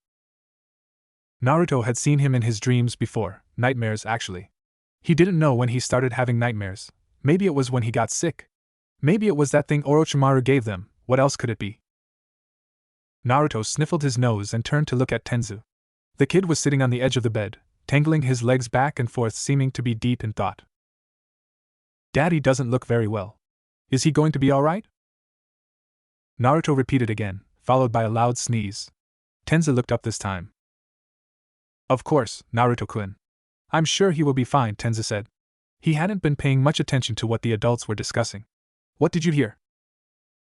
Naruto shrugged his shoulders and frowned. "I don't know. Daddy seemed upset and he just left. I think it was about something that man said," Naruto said, referring to Kakashi. He felt drowsy and his head hurt. He just wanted to go to sleep, but it was as if he could feel something lurking within him and trying to escape. That scared him as he thought about the Kyuubi and its fangs, and the way it had looked at him with eyes promising blood. Why did it seem so angry? Naruto felt like crying. Tenzu, seeing the pained look on the young blonde's face, jumped to his feet and was by his side in an instant. "Are you okay?" he panicked. Naruto nodded his head but looked unsure. He didn't feel okay, and he wasn't sure what was really wrong with him. Tenzu's eyes quickly darted around, wondering what he should do. "I want to go to sleep," Naruto groaned out. "But you just got out of bed," Tenzu replied, giving the child a concerned look. "Can I go back to bed again?" Naruto challenged. Not knowing what to do, Tenzu sighed and shrugged his shoulders. "Well, sure. But you have to take your medicine first," Tenzu replied. To that, Naruto groaned and threw his figure onto the bed, looking more skinny than he did a few weeks ago. "But I don't want to, though." Naruto thought of that substance that Orochimaru fed them and grimaced. "I'm sorry, Naruto-kun, but that is the only way you are going to get better," came a voice from the door. The two turned to look at Kushina, who gave them both a grim smile. "Mommy!" Naruto, forgetting his sickness, hopped out of bed and ran to the redhead. She scooped him up into her arm and kissed his forehead. "Fine," Naruto said, giving in. "I'll drink the medicine." Meanwhile, Tenzu was once again staring off into the distance, his mind deep in thought. He hadn't told anyone yet, but since Naruto got sick, he started to feel weird too. Not sick as in the same conditions as the blonde, but sick in a way that he didn't understand. He knew that something was happening to him. It wasn't hard finding Minato when he took off. When Kakashi decided to go after him, not bothering to think about the possible risks, he found him easily. Minato was standing on top of the mountains, overlooking the village. However, instead of the normally cheerful, carefree expression, Minato's face was rigid and hard. It didn't take a genius to tell that he was holding everything in. When he felt the presence of Kakashi, he didn't even bother to turn around. Moments passed and the two just stood there, not saying anything. Kakashi could feel the pressure of the silence built up until he thought it was going to explode into a physical form, but then Minato spoke. "You know I can't leave everything the way it is," he said, his voice sounding even more distant than his actual presence. Kakashi sighed. This whole thing really was all just a big mistake. "I knew this would happen," Kakashi stressed. Minato whipped around to face him. The look on his face caused Kakashi to mentally shrink back in fear. "Well, what do you expect me to do, Kakashi? After all you have just told me, do you really think I would just sit down and watch my world and life get destroyed?" Minato was rambling, and it was obvious that he was furious. "Minato, I'm sorry. Sorry isn't going to change much, Kakashi. I have to do something.